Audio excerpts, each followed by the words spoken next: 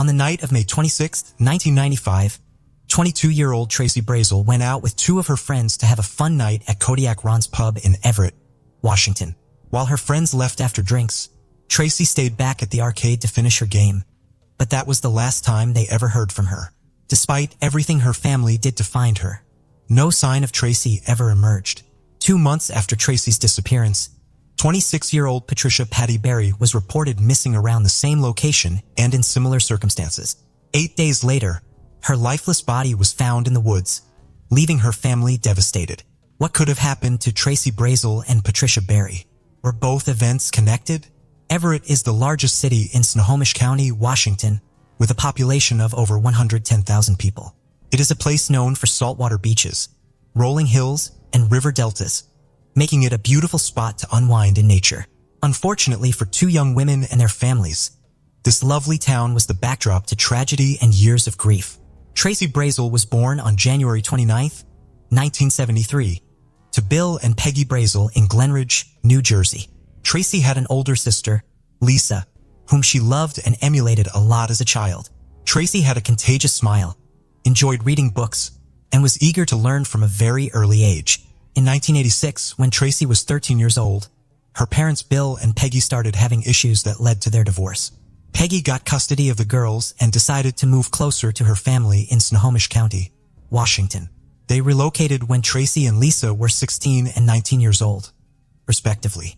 Bill loved his children and kept in touch with them at Snohomish, despite being separated from his wife and living in New Jersey. Tracy and Lisa continued their education in Snohomish County. Tracy wanted to go to cosmetology school, and even though she was still in her junior year, she worked hard to earn credits. At cosmetology school, Tracy's bright personality made her popular with her classmates, but her best friend was Alana, popularly called Lonnie. Once school was over, Tracy got a job at Great Clips Hair Salon at Mill Creek. At the time, she was already in her early 20s and living independently at Keeler's Corner Apartments in Linwood. Even though Tracy had moved out, she kept in touch with her mother and sister. She would call her mother every day and also called her sister frequently. She maintained her close relationship with Alana, often going out to lunch together. In May 1995, Tracy sent a letter to her family, revealing that she wanted to change certain things about her life. She also enclosed a picture of herself wearing a business suit. Soon after Lisa and Peggy got Tracy's letter, her father Bill visited from New Jersey to check on her. Bill observed that Tracy had chosen to dye her hair platinum blonde. He also learned she was encountering difficulties with a coworker at her workplace. Tracy was going increasingly discontent with the very place she once envisioned as her dream job. And these sudden changes in his daughter's behavior left Bill feeling unsettled. Peggy did not notice anything unusual at the time. She was busy preparing for an overseas vacation with her mother on May 25, 1995, before going to the airport for their trip. Tracy's mother and grandmother stopped by her workplace to see her. A day later, on May 26, 1995, Tracy quit her job unexpectedly. Although the reasons were unclear, Tracy seemed happy about quitting her job and decided to celebrate at night with some friends. Her best friend Alana was out of the country at the time, but Tracy had made plans to meet her when she returned. She went out for drinks with her friends, Dina and David Conlon, who were siblings. They ended the night at Kodiak Ron's pub along Highway 99, where Tracy immersed herself in arcade games. As the clock inched past 1 a.m., Tracy told David and Dina not to wait for her as she wanted to finish her game. Her friends said their goodbyes and left shortly. It wasn't until 1:45 a.m. that Tracy finally left the pub alone. On May 30th, 1995, Alana got back from her trip and started calling Tracy to meet up for their planned lunch. But all her calls went unanswered. She left messages but could not get through to Tracy.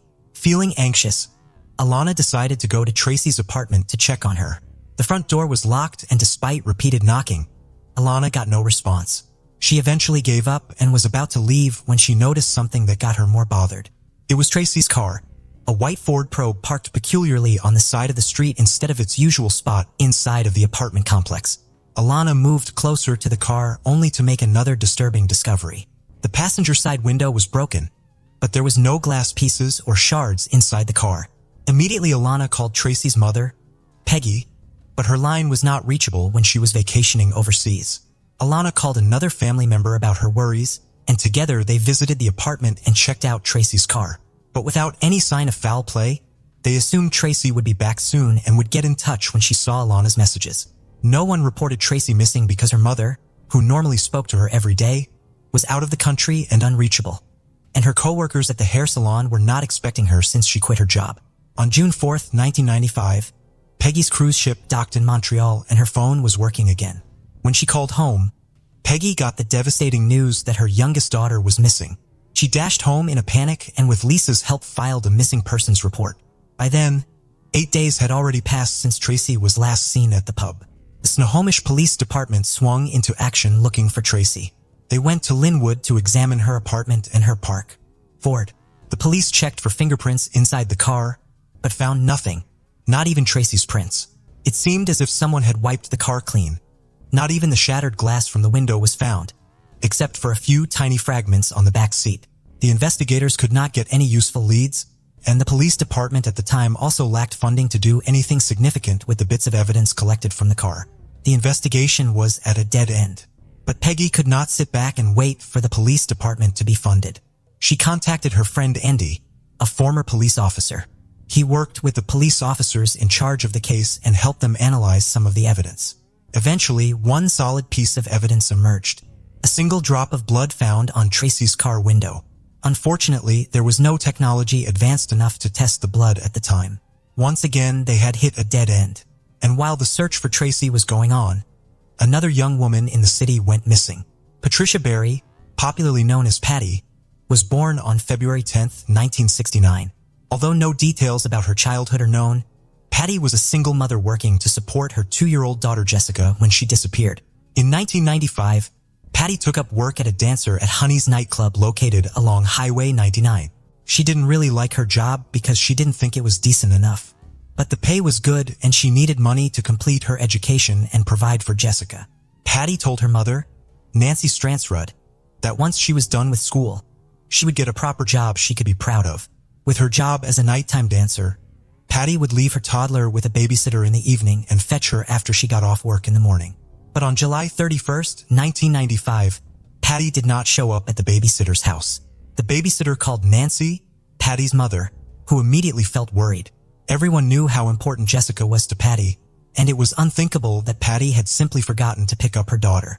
They contacted every hospital in the area and the county morgue to see if anyone matching Patty's description had been brought in. Nancy finally called the police and reported Patty as missing. Instead of waiting for the police to take action, the whole family went out in search of Patty. The police sensed the urgency and immediately put out an all-points bulletin without waiting for 48 hours to pass. The investigators found that Patty had gotten off work around 1:30 a.m. on July 31st, 1995. The bouncer on the shift that night at Honey's told investigators that he had walked Patty to her car and noticed she had a flat tire. Someone procured a fix a flat inflator, but it only got the faulty tire half inflated.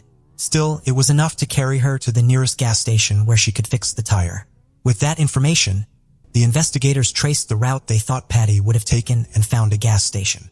But a note taped on the air machine at the gas station said the machine was inoperable. This meant that Patty would have been unable to fill her tire there. While the investigators were out interviewing the people at the nightclub, Patty's family was also searching for her. And they would be the ones to stumble on the next important lead. They found Patty's missing car close to a car wash behind a convenience store in South Everett, parked away from sight. They did not touch the car for fear of ruining evidence, but upon peeking inside, they saw a disturbing sight and immediately called the police. The car's interiors were covered in a massive amount of blood. This was no longer a missing persons case, but something much worse. When the police examined the scene, they concluded that someone wanted to conceal Patty's car from sight. They also noticed that the car wash offered air-filling facilities, so Patty might have stopped there to fix the tire the night she disappeared. There were drops of blood on the exterior of the car, indicating that Patty was probably attacked when she was trying to fix her flat tire. The massive amount of blood in the interior meant that the attack had continued inside the car. The police searched the surrounding area and found items that belonged to Patty. With a sinking feeling, investigators understood that something bad had happened to Patty. On August 8, 1995, 8 days after Patty had gone missing, 2 kids playing in the wooded area just south of Everett Mall saw something so gruesome, they went shrieking and running to the adults. Police arrived to find the lifeless body of Patty Berry, nude from the waist down and bearing 18 stab wounds. Although Patty's family feared she was attacked, the news of her death confirmed their worst fear. According to the autopsy, Patty's killer possibly intended to molest her, and due to the location where her body was found, investigators believe that the killer was someone familiar with the area. The investigators went back to Honey's to retrieve surveillance footage from the night Patty left the club. Unfortunately, the footage was blank from beginning to end, which made the club owners look suspicious.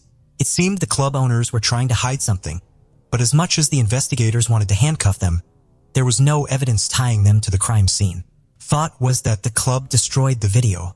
Their position is that they don't cooperate with law enforcement. Soon after, investigators got a call from a patron, Leslie James, who claimed he had information on Patty. James said he was at Honey's from 9 p.m. to 10 p.m. and had spent about 20 minutes chatting with Patty. After leaving Honey's, he drove to a casino 20 miles away, and on his way back later that night, he claimed he saw Patty trying to inflate her tire at a gas station. This was the same gas station with a malfunctioning pump. The police believed James' story at first because they assumed that Patty had indeed visited the gas station. But James kept changing his story every time the police talked to him, making confusing and suspicious statements. The police put him on top of the suspect list and interrogated him thoroughly. However, there was no evidence to link James to the murder, so the police let him go. As the investigation stalled and police struggled to find a way forward, Nancy forged her own path. She contacted Scott North, a reporter for the Daily Herald, to keep Patty's story alive in the press. Scott published touching articles about Patty that eventually generated a good lead.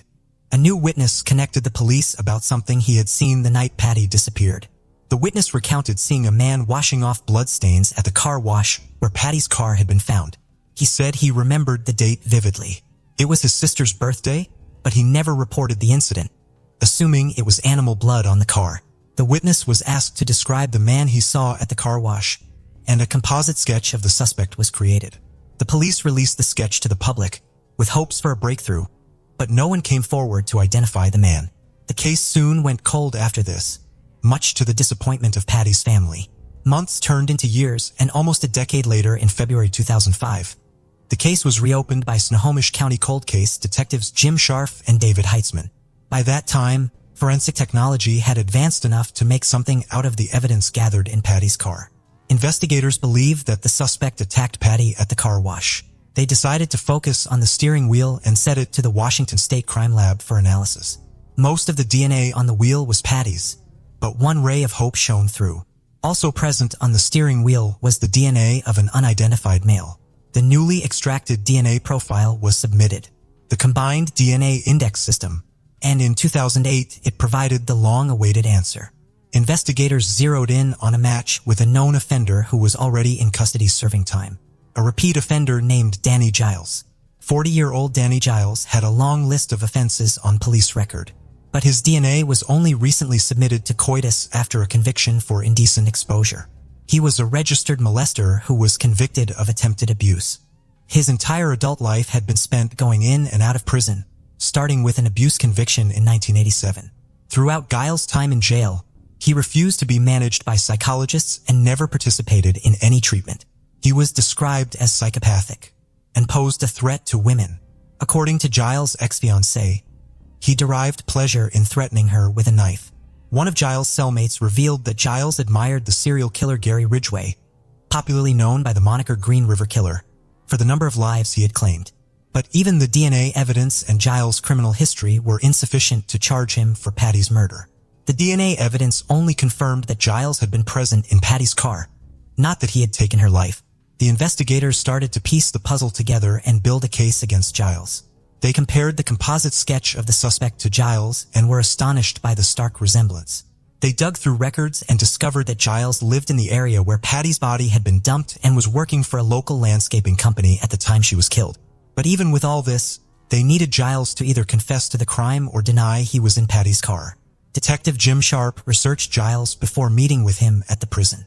He approached him as if seeking his help on Patty Berry's case, since Giles had lived and worked in the area. Giles said he had heard about Patty's death on TV, but didn't know anything else. He also denied ever being inside Patty's car, and said he was unfamiliar with the area where the body was found. It was clear that Giles was telling lies. Detective Sharp knew that Giles would routinely visit the woods near Everett Mall to dump grass clippings from his landscaping workplace. the same woods where Patty's body had been found. To make Giles confess, Sharp showed him the DNA evidence that proved he was present in Patty's car. Despite being concerned, Giles staunchly refused to confess to the murder. But the detectives now had enough evidence to charge Giles with Patty's murder, so they did not waste time trying to get a confession. Since reopening Patty's cold case, the investigators had suspected that Tracy's disappearance and Patty's murder were linked. Both were young women who disappeared just months apart along Highway 99 late at night. In both cases, their car had been found abandoned, with clear signs that someone had attempted to clean away all traces and fingerprints. While Tracy's body was never found, investigators were certain she too had lost her life to Giles. The investigators again took advantage of advanced forensic technology to crack Tracy's case. They sent a single drop of blood found on Tracy's car window for analysis and were able to extract DNA from it. This DNA also matched Giles' blood, proving that he had been present in Tracy's car as well. However, just as in Patty's case, Giles refused to confess or share any details about what happened to Tracy, but the detectives went ahead and charged him for Tracy's murder. On November 14, 2012, Giles was charged with the murder of Patty Berry and put to trial in Snohomish County Superior Court. After years of pain and loss, Patty's family could finally hope to get justice. Giles was also charged with Tracy's murder, but the prosecutors faced the problem of convicting him without having found Tracy's body. Because of that, Tracy's case was dropped and Patty's case was pursued. After days of hearings, Snohomish County Superior Court, Judge Bruce Weiss found Giles guilty of first-degree murder and sentenced him to 47.5 years in prison. The sentencing brought great relief to Patty's family, especially her daughter, Jessica, who was then in her 20s. She said Giles was the reason she did not get to know her mother and demanded that he be taken away. Tracy's family tried to persuade Giles to divulge the location of Tracy's body, assuring him they had no interest in having him serve more time in jail. They only wanted to give their daughter a befitting burial. However, Giles remained silent all these years. Detective Sharp worked with a psychic in Tracy's case, who said Tracy was dead and her body was dumped in a shaft somewhere. Detective Sharp believed her body was somewhere near the area where her car was found, but the exact location continued to evade the police. The sentencing of Danny Giles brought relief to Patty's family and also gave hope to Tracy's family that maybe one day they would have the opportunity to give Tracy a befitting burial. The story of Danny Giles only shows how certain offenders should not be carelessly released into society. Giles murdered Tracy and Patty during an 8-month period when he was on the run from authorities for second-degree theft. What do you think should be done to offenders like Giles? How best do you think they should be handled so they do not pose a threat to society?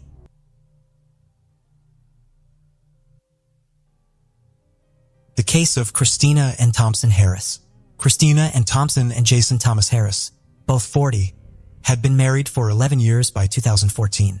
They got married in 2003 after dating for about 5 years. In 2009, Christina and Jason welcomed their first child, which brought significant changes to their lives. Despite the daily challenges and responsibilities, they were happy to be parents. Christina took care of the house and the children while Jason worked at a plastics factory. As the children grew up, Christina was able to contribute financially to the family by working. However, in May 2014, she had to take maternity leave because she was expecting their second child in a few weeks. On September 29, 2014, Jason chatted with Christina while at work. Christina was suffering from a cold. She had a bad cough and was not sleeping well, but she reassured her husband that she was fine. A few hours later, Jason called his wife at home but received no response, which worried him. Unable to reach Christina, Jason asked a neighbor to check on her. He explained that Christina was sick and not answering the phone. The neighbor knocked on the front door but got no answer, so she called Christina's name. Receiving no response, she decided to try the door, found it unlocked, and entered the house. When she entered the bedroom, she found Christina lying on the bed and could not wake her. The neighbor called 911 and ran out of the house to call another neighbor, a nurse. The nurse checked Christina's pulse and confirmed that she had died. Thus, on September 29, 2014, for months after the birth of her second child, Christina was found dead at home. When the police arrived, Jason Harris was present. He told the police and paramedics that his wife had been sick but was alive when he left for work that morning. 2 days later, the medical examiner ruled that Christina died from an overdose of a controlled substance, a finding that shocked her family and friends. Most people who knew Christina, a mother of 2, including a newborn, believed that she had never used drugs. Christina's mother, Kathy, told police that her daughter was fine when she saw her the day before she died. Police were therefore skeptical of Jason Harris's claim that his wife had a cold. According to Kathy, Christina said her marriage to Jason was complicated. Jason was unhappy with the marriage but did not want a divorce because of concerns about child support and custody.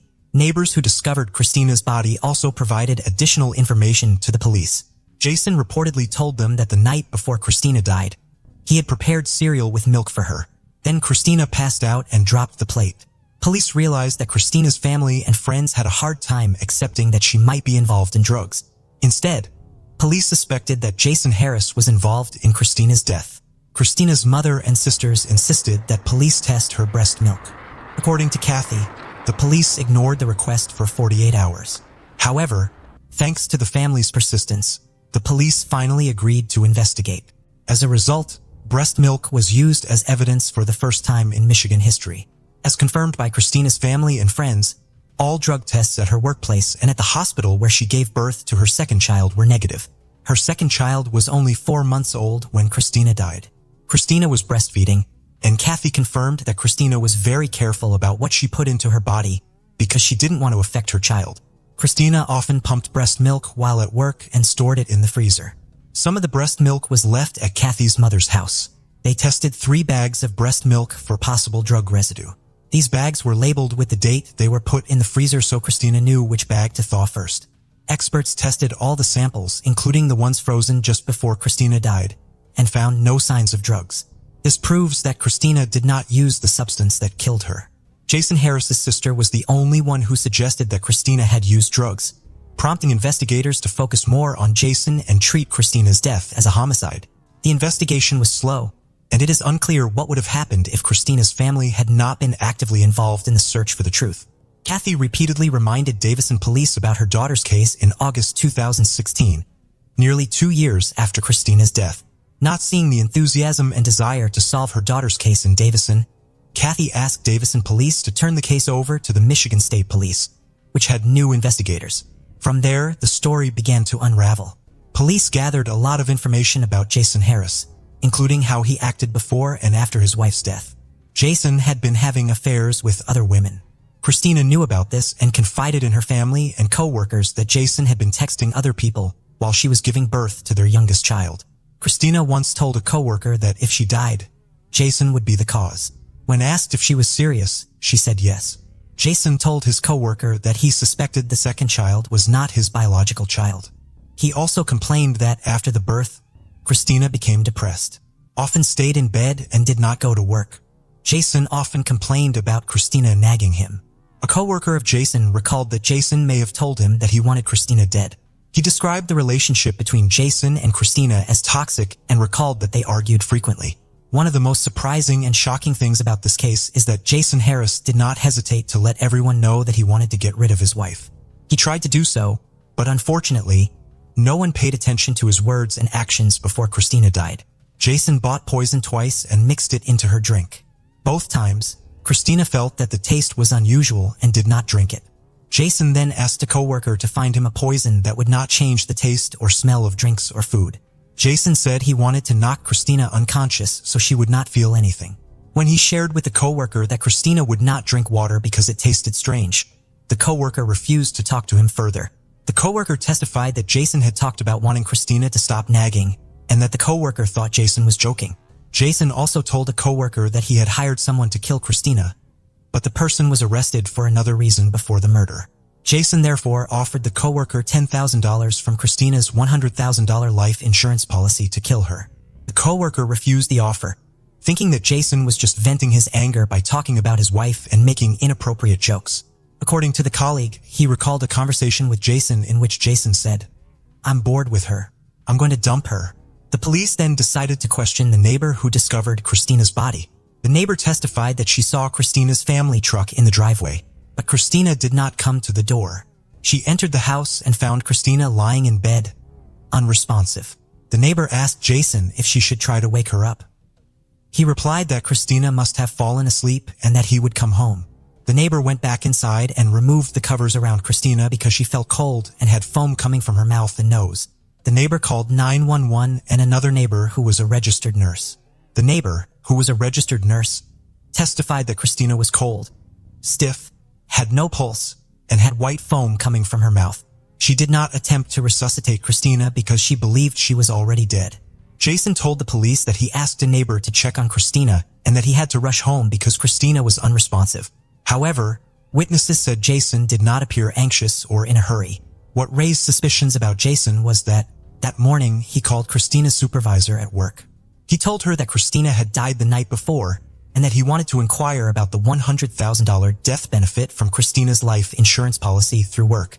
Additionally, one of the women, Jason, had an intimate relationship with told investigators that Jason had contacted her on the day of Christina's death and said that his wife had died from an overdose of a controlled substance.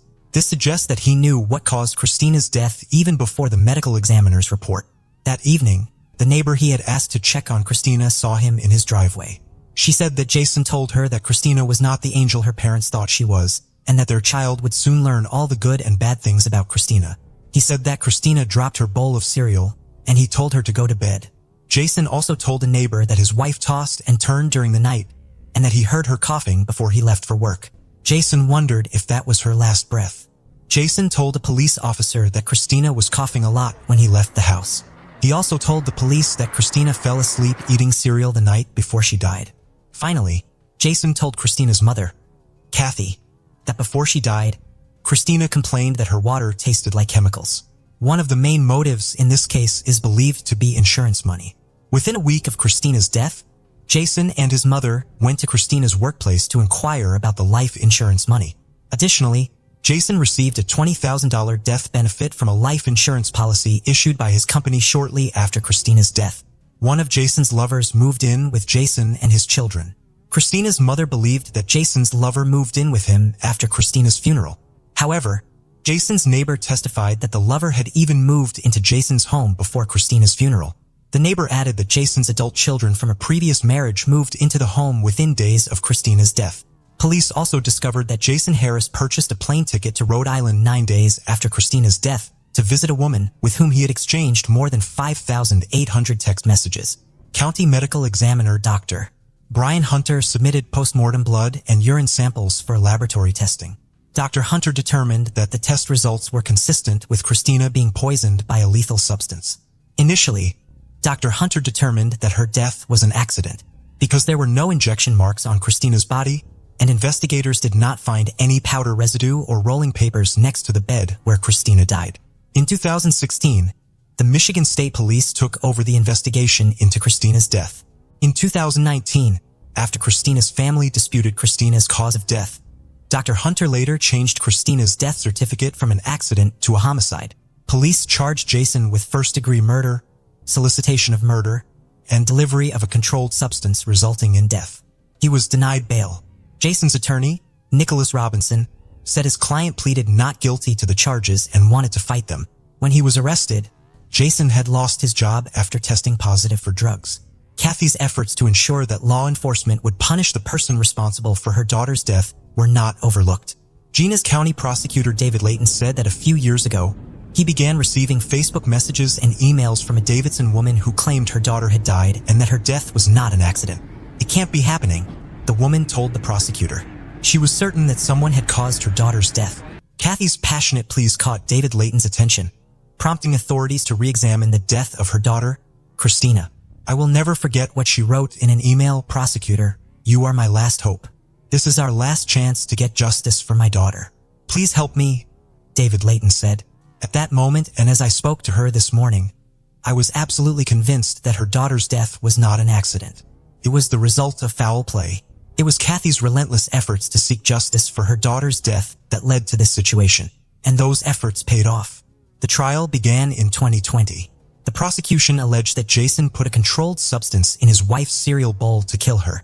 He then went to work as usual, waited a few hours, and asked a neighbor to check on Christina. According to the prosecution, Jason wanted someone else to discover his wife's body in order to reduce suspicion against him. The direct evidence against Jason was overwhelming. Jason had a motive for killing Christina. He was having an affair with another woman, suspected she was cheating on him, believed the second child was not his, and was tired of her nagging. Jason did not want a divorce because he did not want to pay child support or lose custody of her. Before her death, Jason told a coworker that he wanted Christina dead. On the morning of her death, Jason called her company to inquire about a $100,000 life insurance policy. And in that call, he said Christina had died the night before. The jury heard clear evidence that Jason not only wanted Christina dead, but that he had tried to hire someone to kill her. He planned to do this and knew where to buy illegal drugs. In fact, he had purchased them on multiple occasions to give to Christina. At trial, multiple witnesses testified that Christina did not use drugs recreationally. Christina was very careful about what she consumed because she was breastfeeding. Furthermore, tests showed that her frozen breast milk contained no harmful substances. To support the theory that Jason had poisoned Christina's food, the prosecution presented toxicology reports. For example, Dr. Judge argued that Christina's death could have been caused by ingestion of some kind of poison. The prosecution ruled out injection because no traces of injection or needles were found at the scene.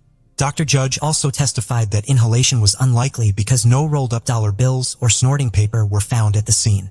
The court gave Jason Harris a chance to speak, but he did not apologize or show remorse. Instead, he insisted that he was innocent. The judge said the jury did not believe your lies, ultimately exposing him as a selfish and deceitful murderer. On November 17, 2021, the jury found Jason Harris, 47, guilty on all charges. 3 weeks later, the court sentenced him to life in prison without parole. He has appealed the verdict, however. After the trial, prosecutor David Layton expressed his condolences to Christina's family and friends, emphasizing that this was a tragic case. Layton went on to say, "While this case has many unique and media-driven details, the most important thing is the family's loss. I hope this verdict helps them find comfort in knowing that justice has been served." Jason requested a new trial on the grounds that his defense attorney did not do a good job. He introduced evidence in the form of his attorney's testimony, showing that his defense attorney failed to seek an independent expert opinion on the prosecution's evidence and failed to consult with an independent toxicologist. Jason's defense attorney explained this decision as part of a trial strategy because he had thoroughly questioned Dr. Hunter and was able to show the jury that Dr. Hunter had changed his opinion about the cause of death based on information from a related civil lawsuit. In February 2024, the Michigan Court of Appeals upheld Jason Harris's conviction. He remains in prison for life without the possibility of parole.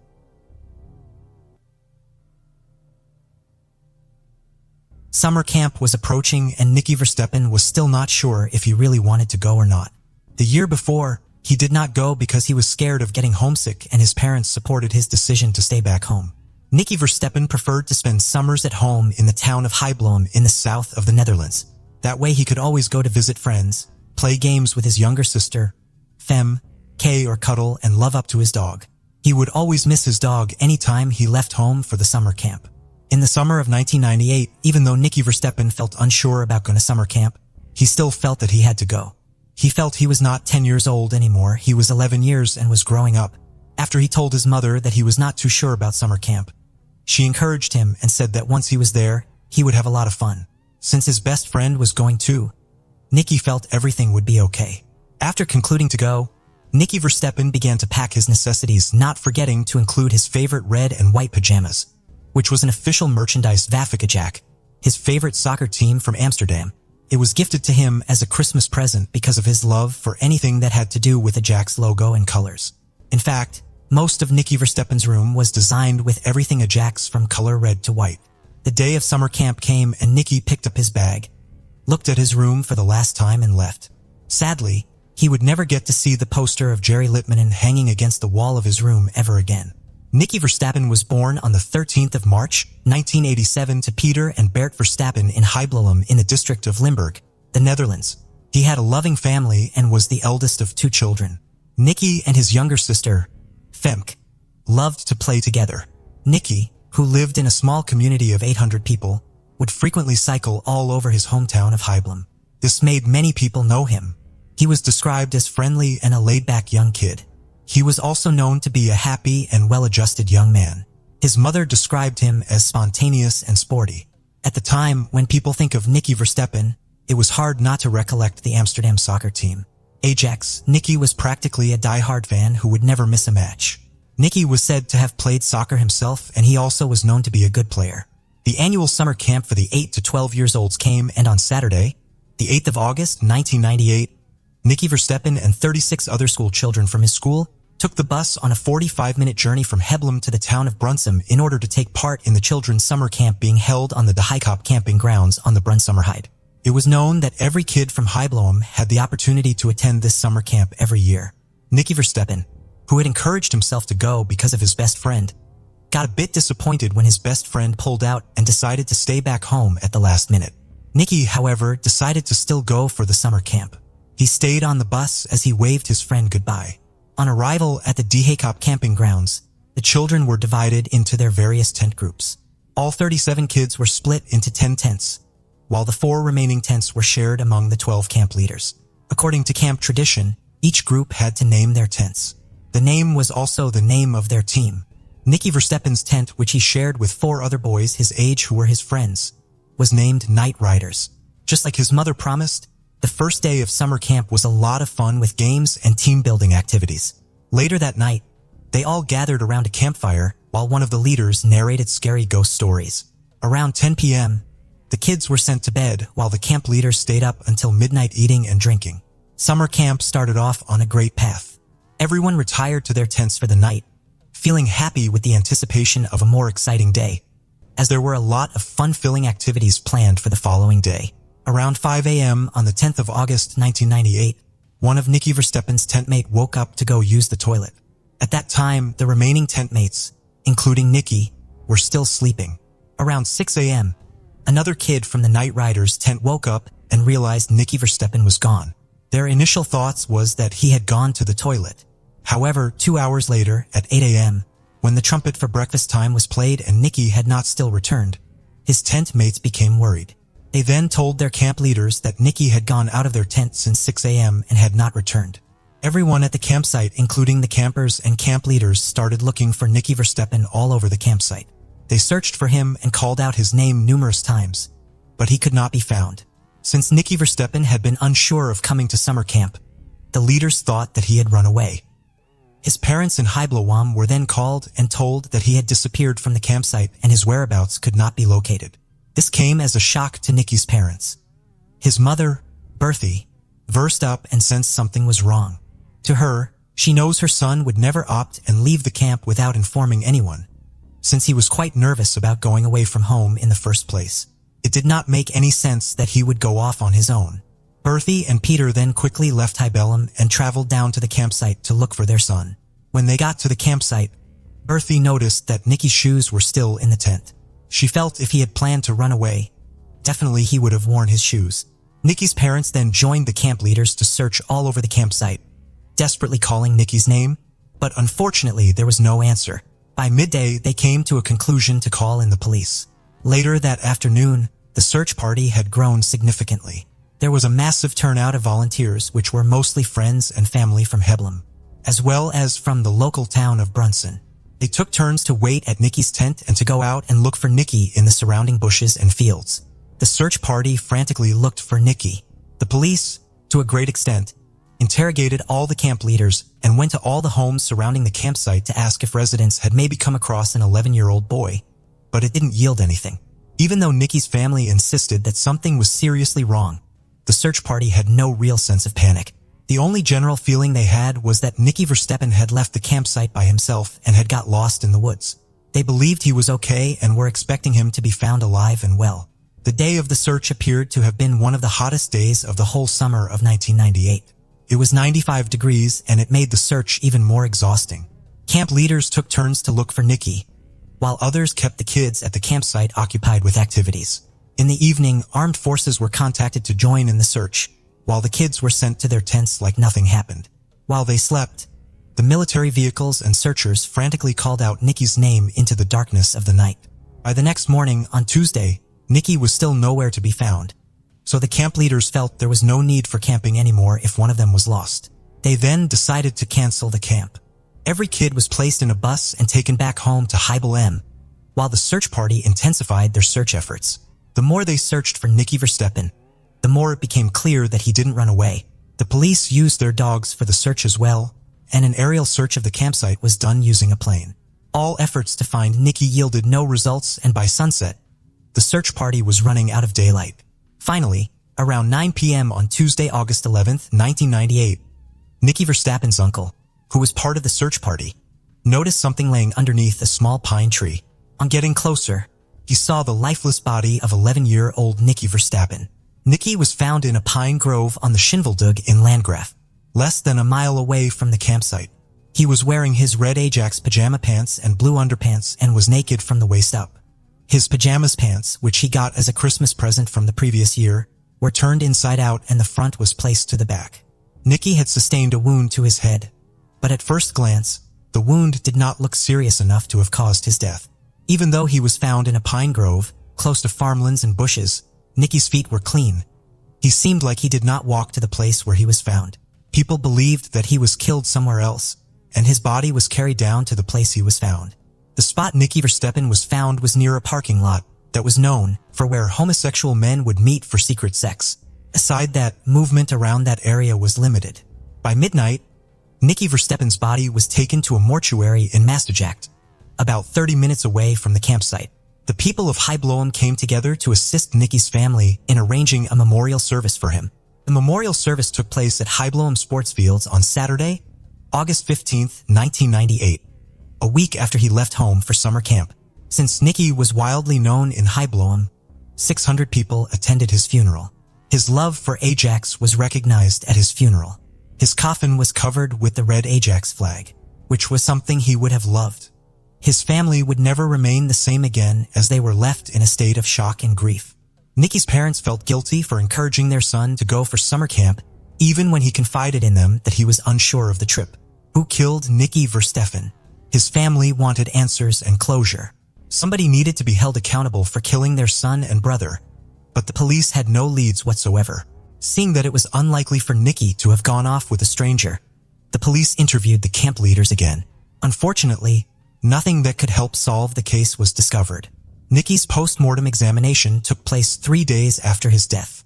Since he was murdered in the summer of the holiday period, Nicky's family had to wait for 2 months before the results of the autopsy was released.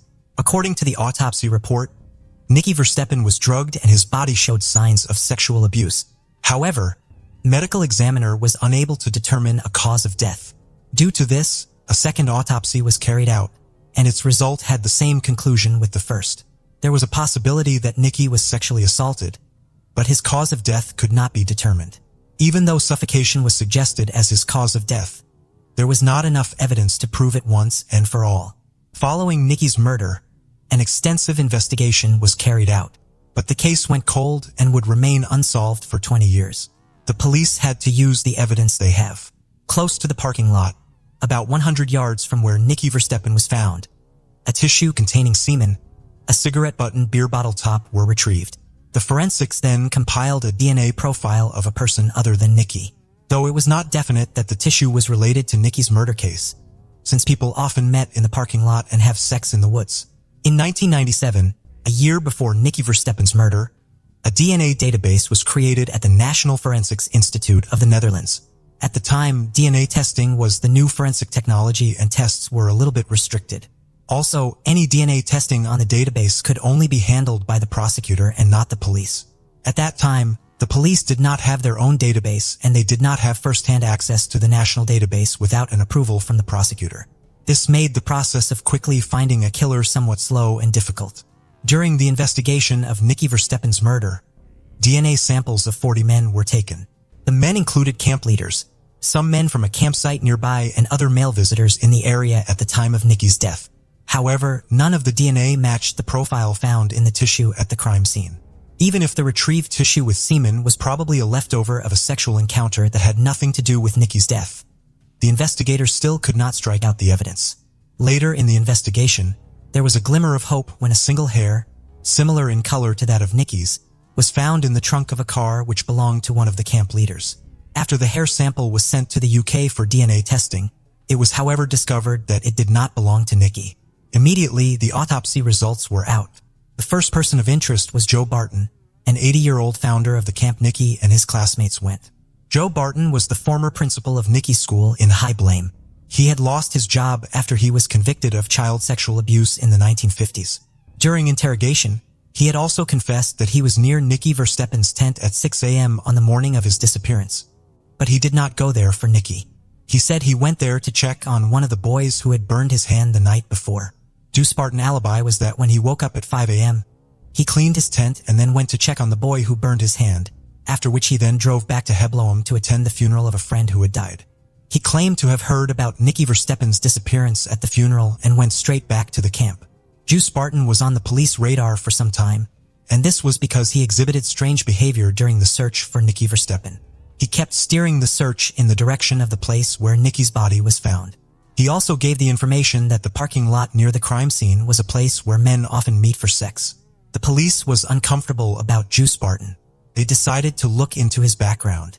Even though he was a respected member of his community, he had been convicted for child sexual assault and was imprisoned for 3 months before he was let go and allowed to work with kids again. Several years later, photos of young boys who were shirtless or in their underpants were discovered on him, though there were no proofs that he further molested any male child at the time. However, after Nikki Versteppen's death, a 15-year-old girl came forward and said that she had every reason to believe Juice Barton had sexually molested her when she attended summer camp earlier that year in 1998. She claimed she was unwell one evening and Juice Barton had given her medication that turned out to be sleeping drugs for adults. She said when she woke up, her clothes were messy and different from the way they were when she went to bed. The girl also claimed to have experienced lower abdominal pain and discomfort. The police could not do anything about her confession since she did not report the incident earlier. After much interrogation, Juice Barton could not be arrested due to lack of sufficient evidence to pin him to the kidnapping and murder of Nikki Versteppen. A reward of 250,000 guilders was offered for any lead that could bring the suspect to justice.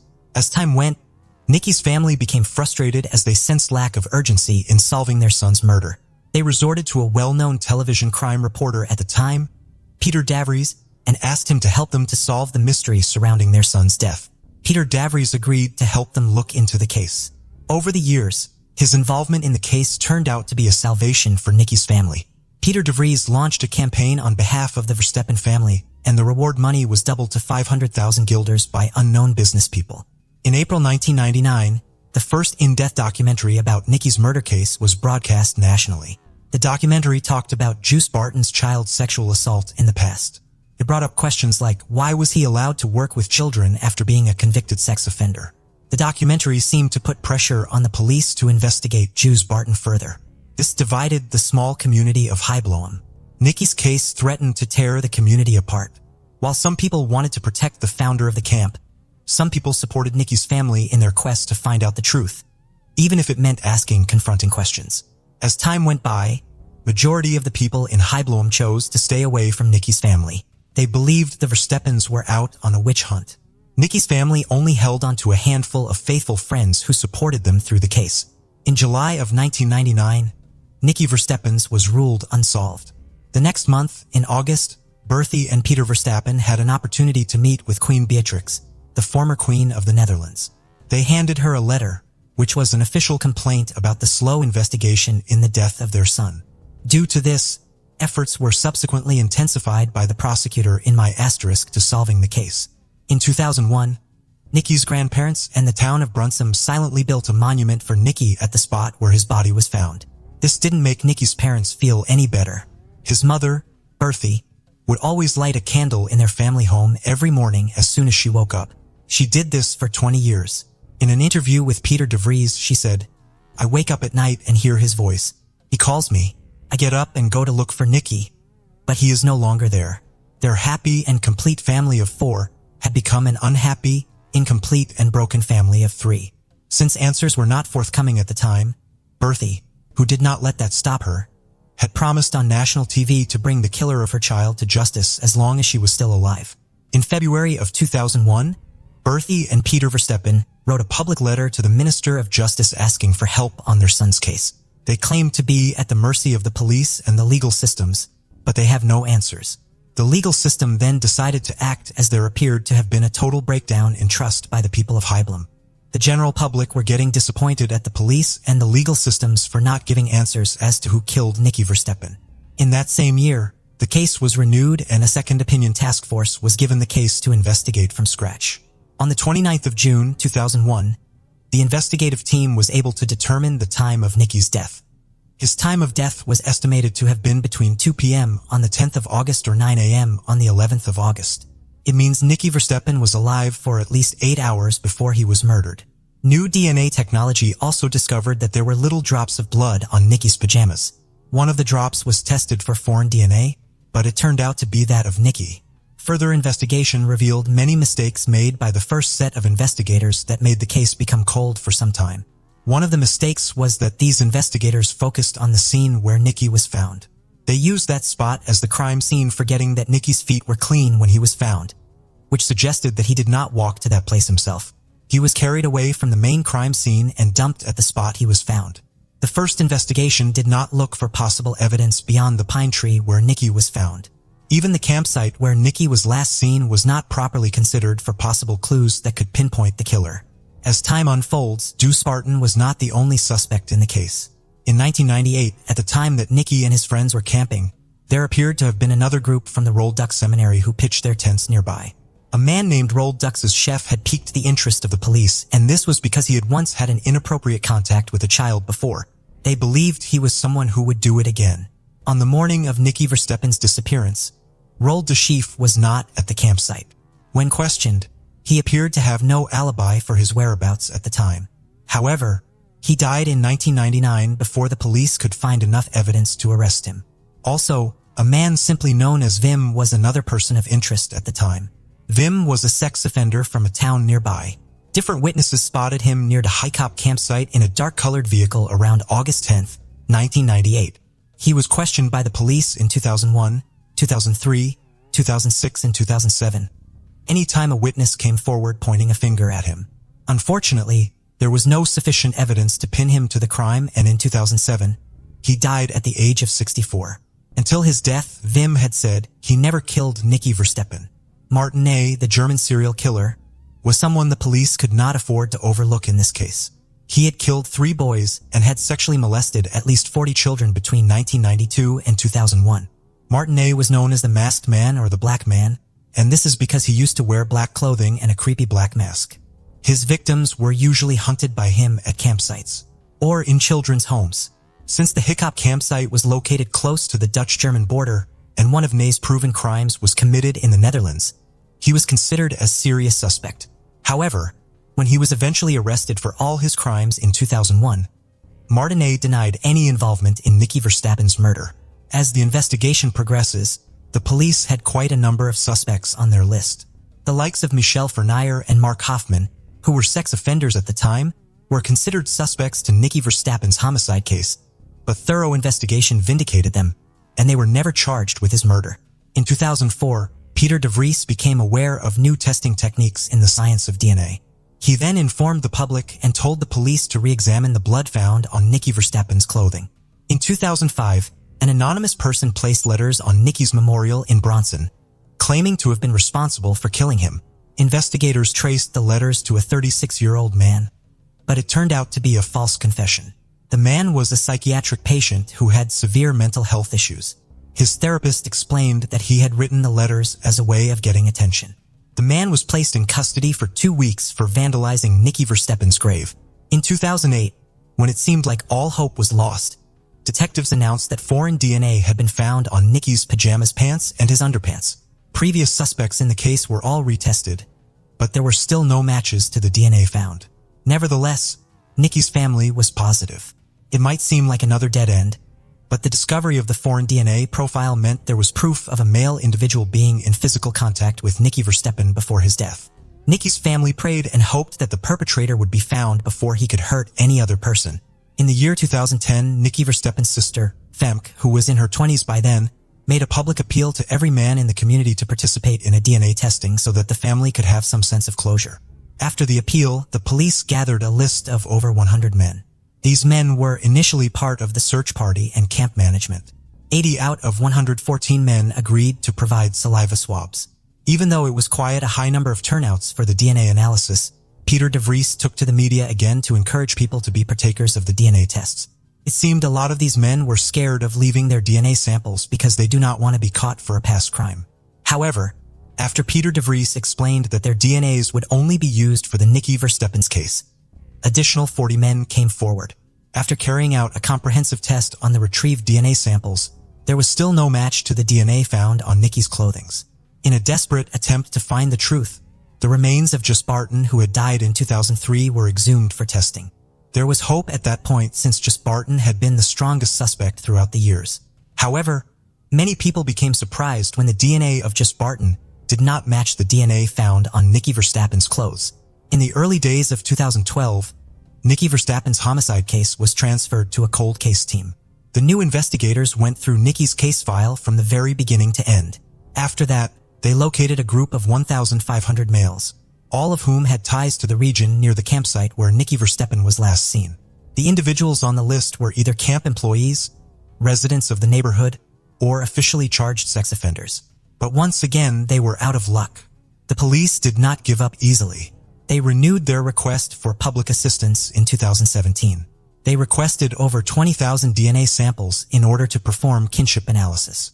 By this, investigators would have more information about the killer's relatives, which would greatly reduce the scope of their search. In the long run, only 15,000 volunteers participated.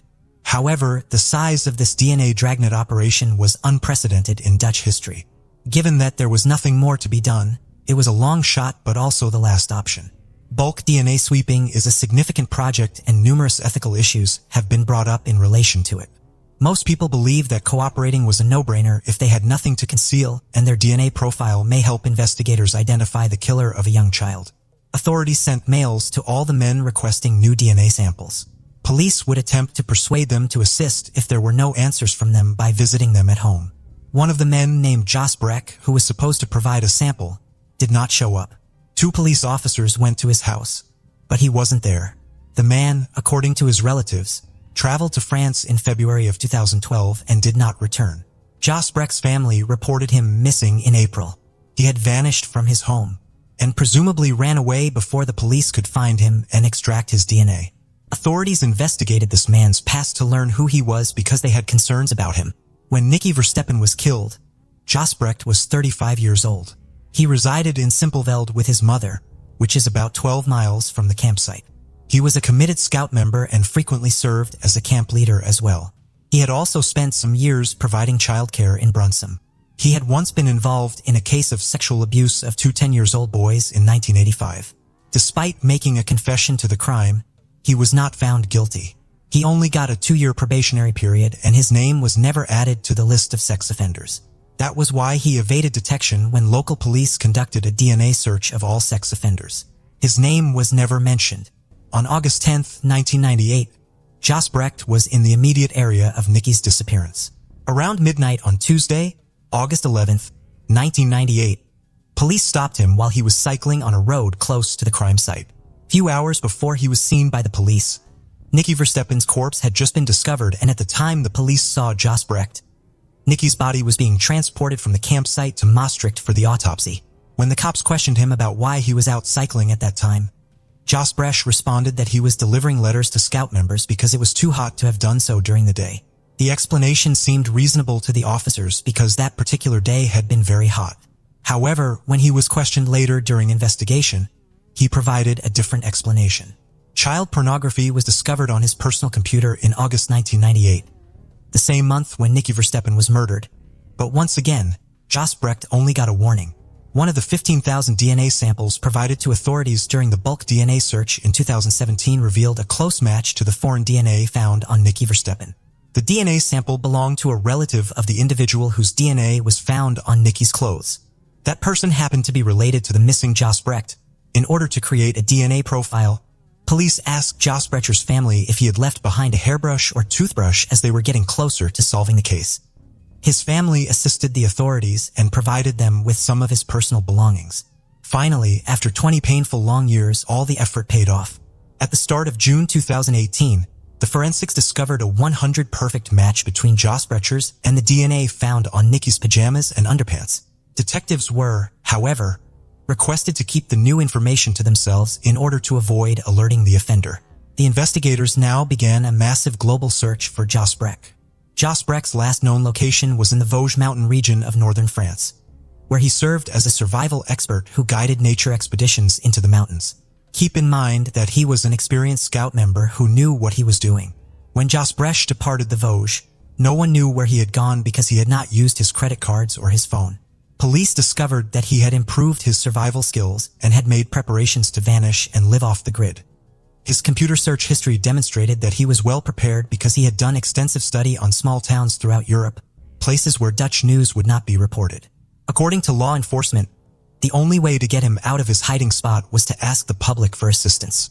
On August 22, 2018, they revealed at a press conference that DNA samples from Jasprecht's personal items matched the DNA discovered on Nicky Verstappen's clothing. They also disclosed his name and current age.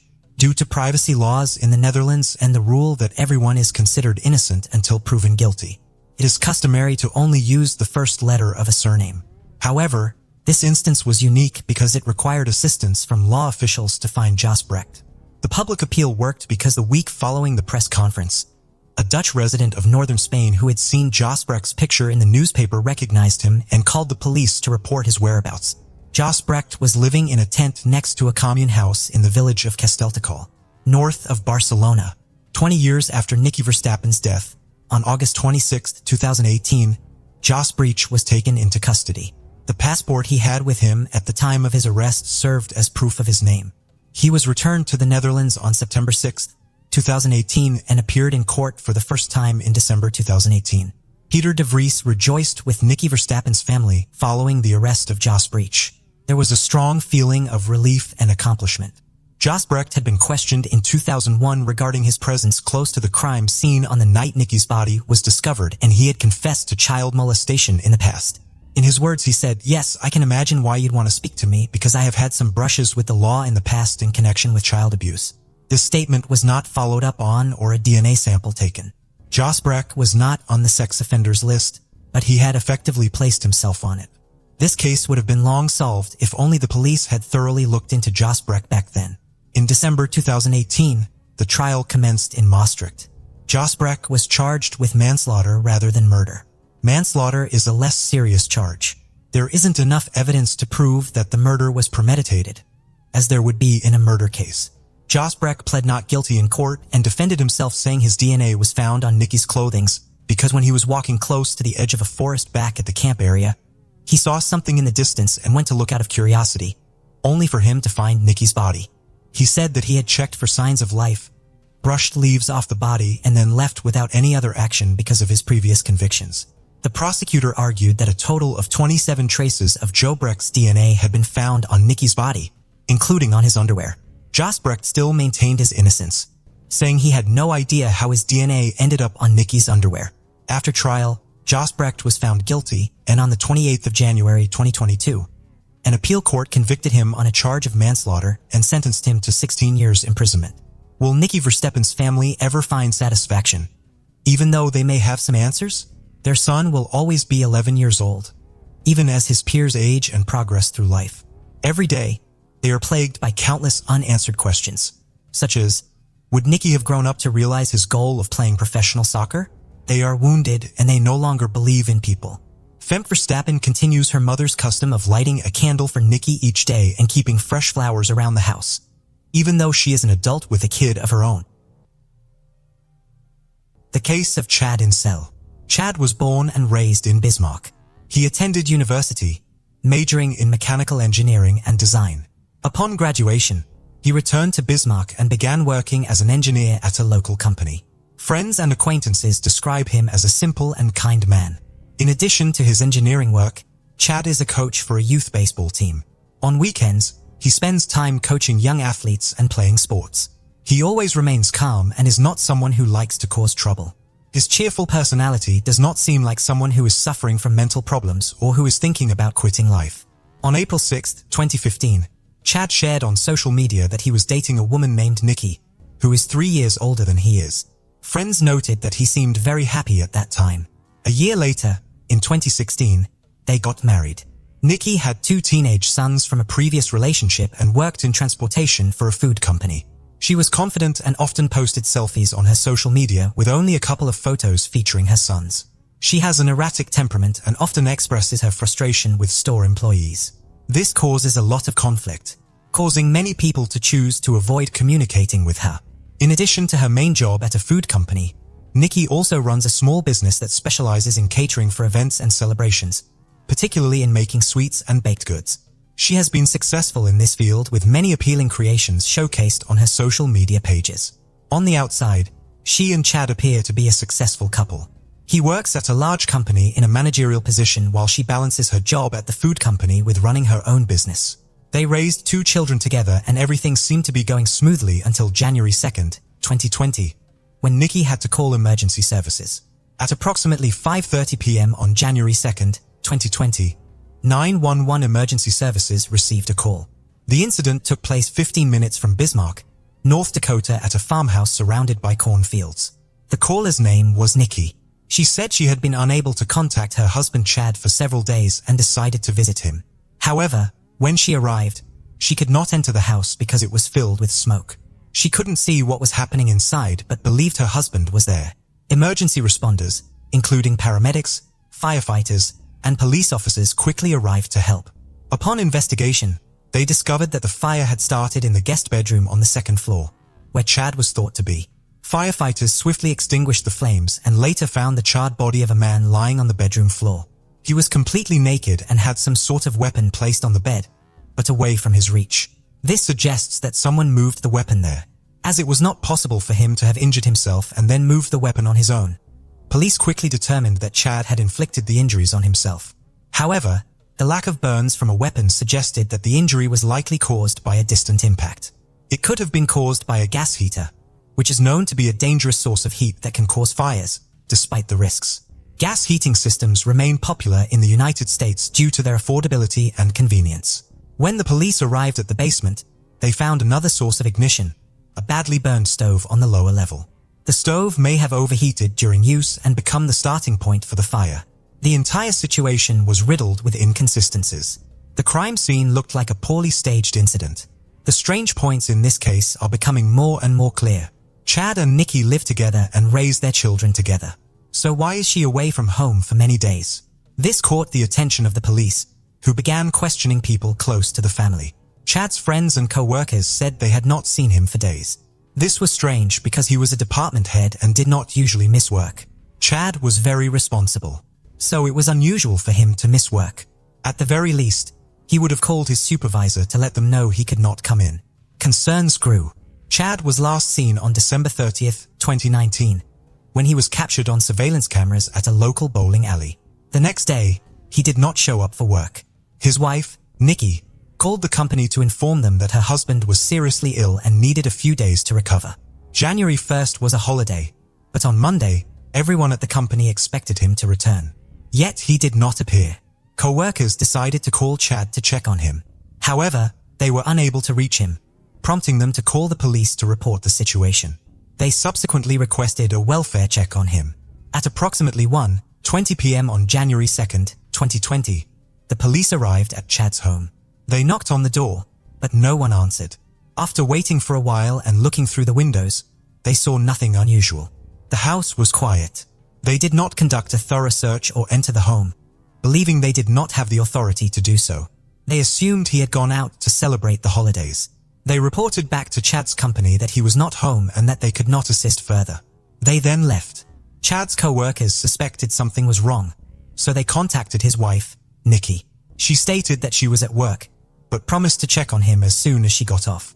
At 5:30 p.m., she called 911 and reported that she could not enter the house due to a strong smell of smoke, particularly in the room where Chad's body was found.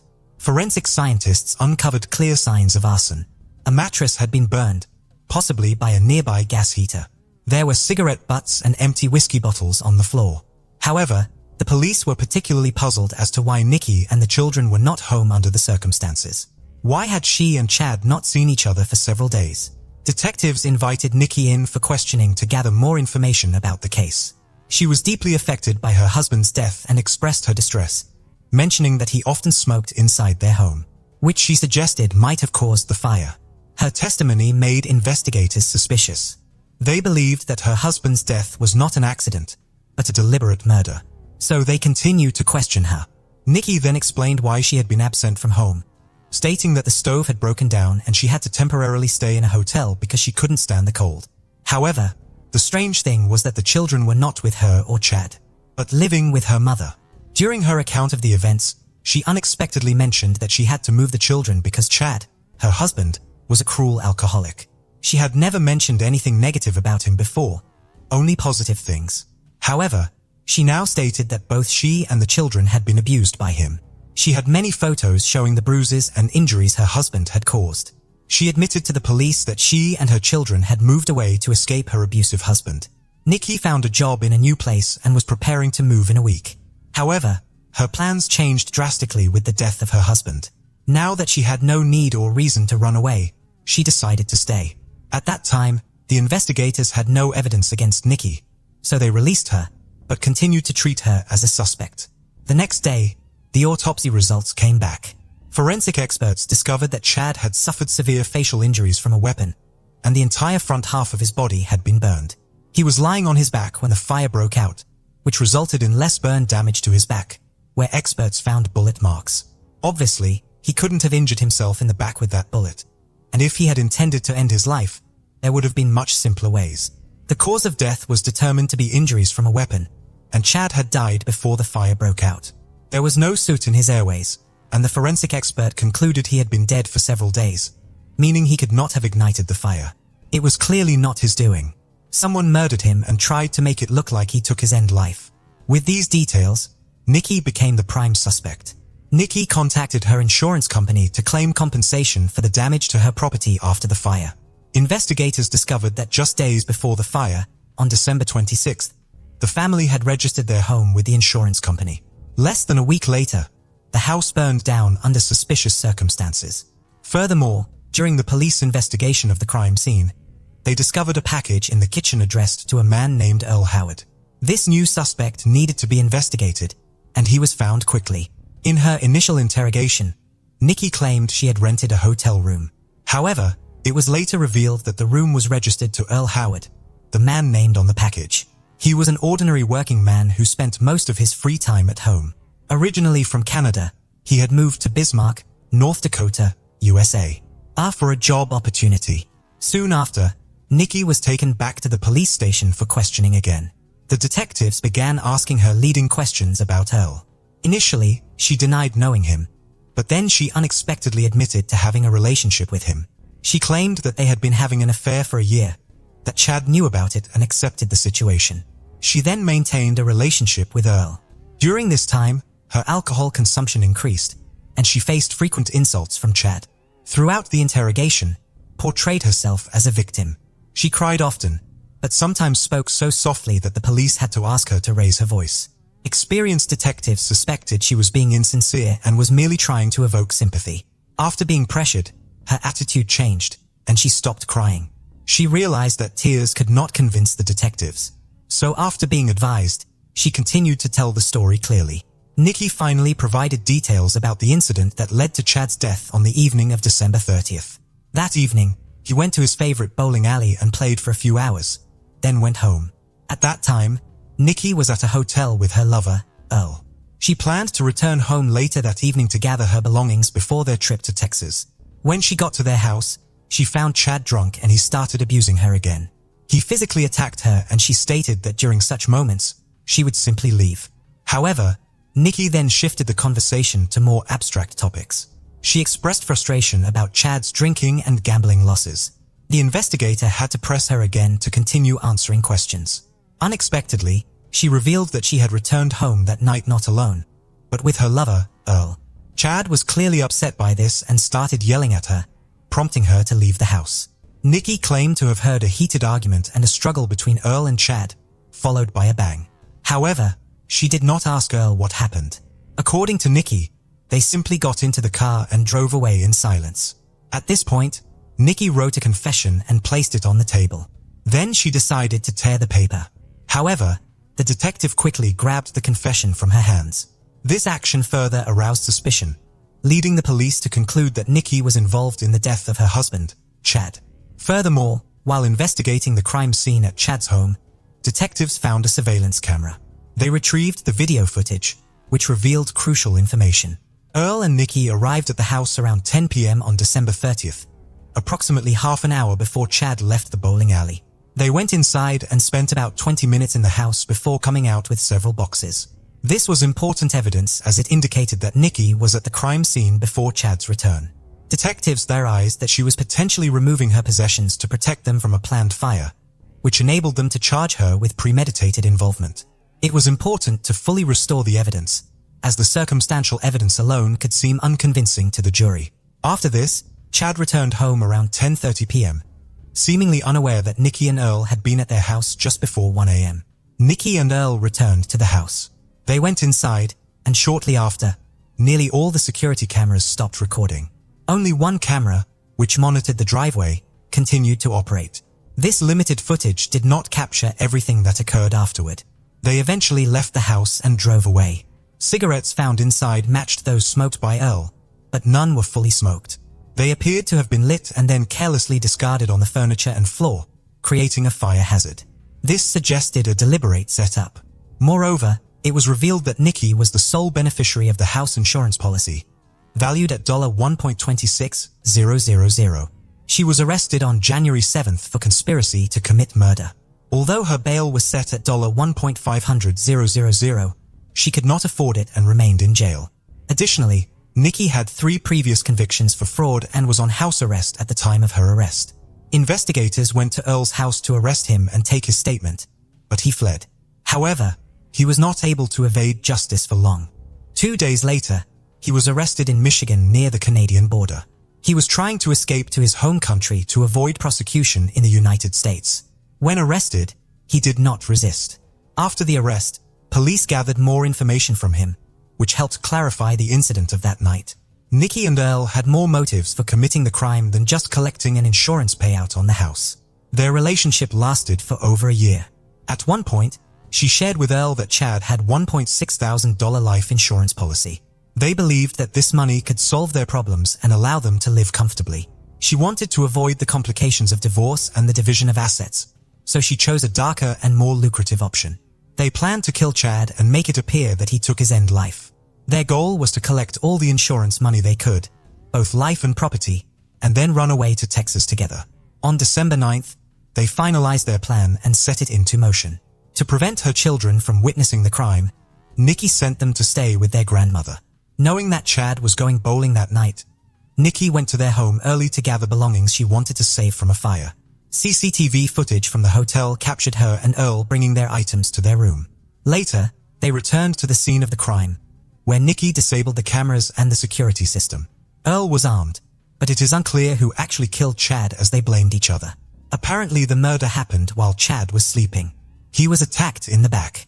He died instantly. Then his body was turned upside down and his face was attacked to make it appear that he had injured himself.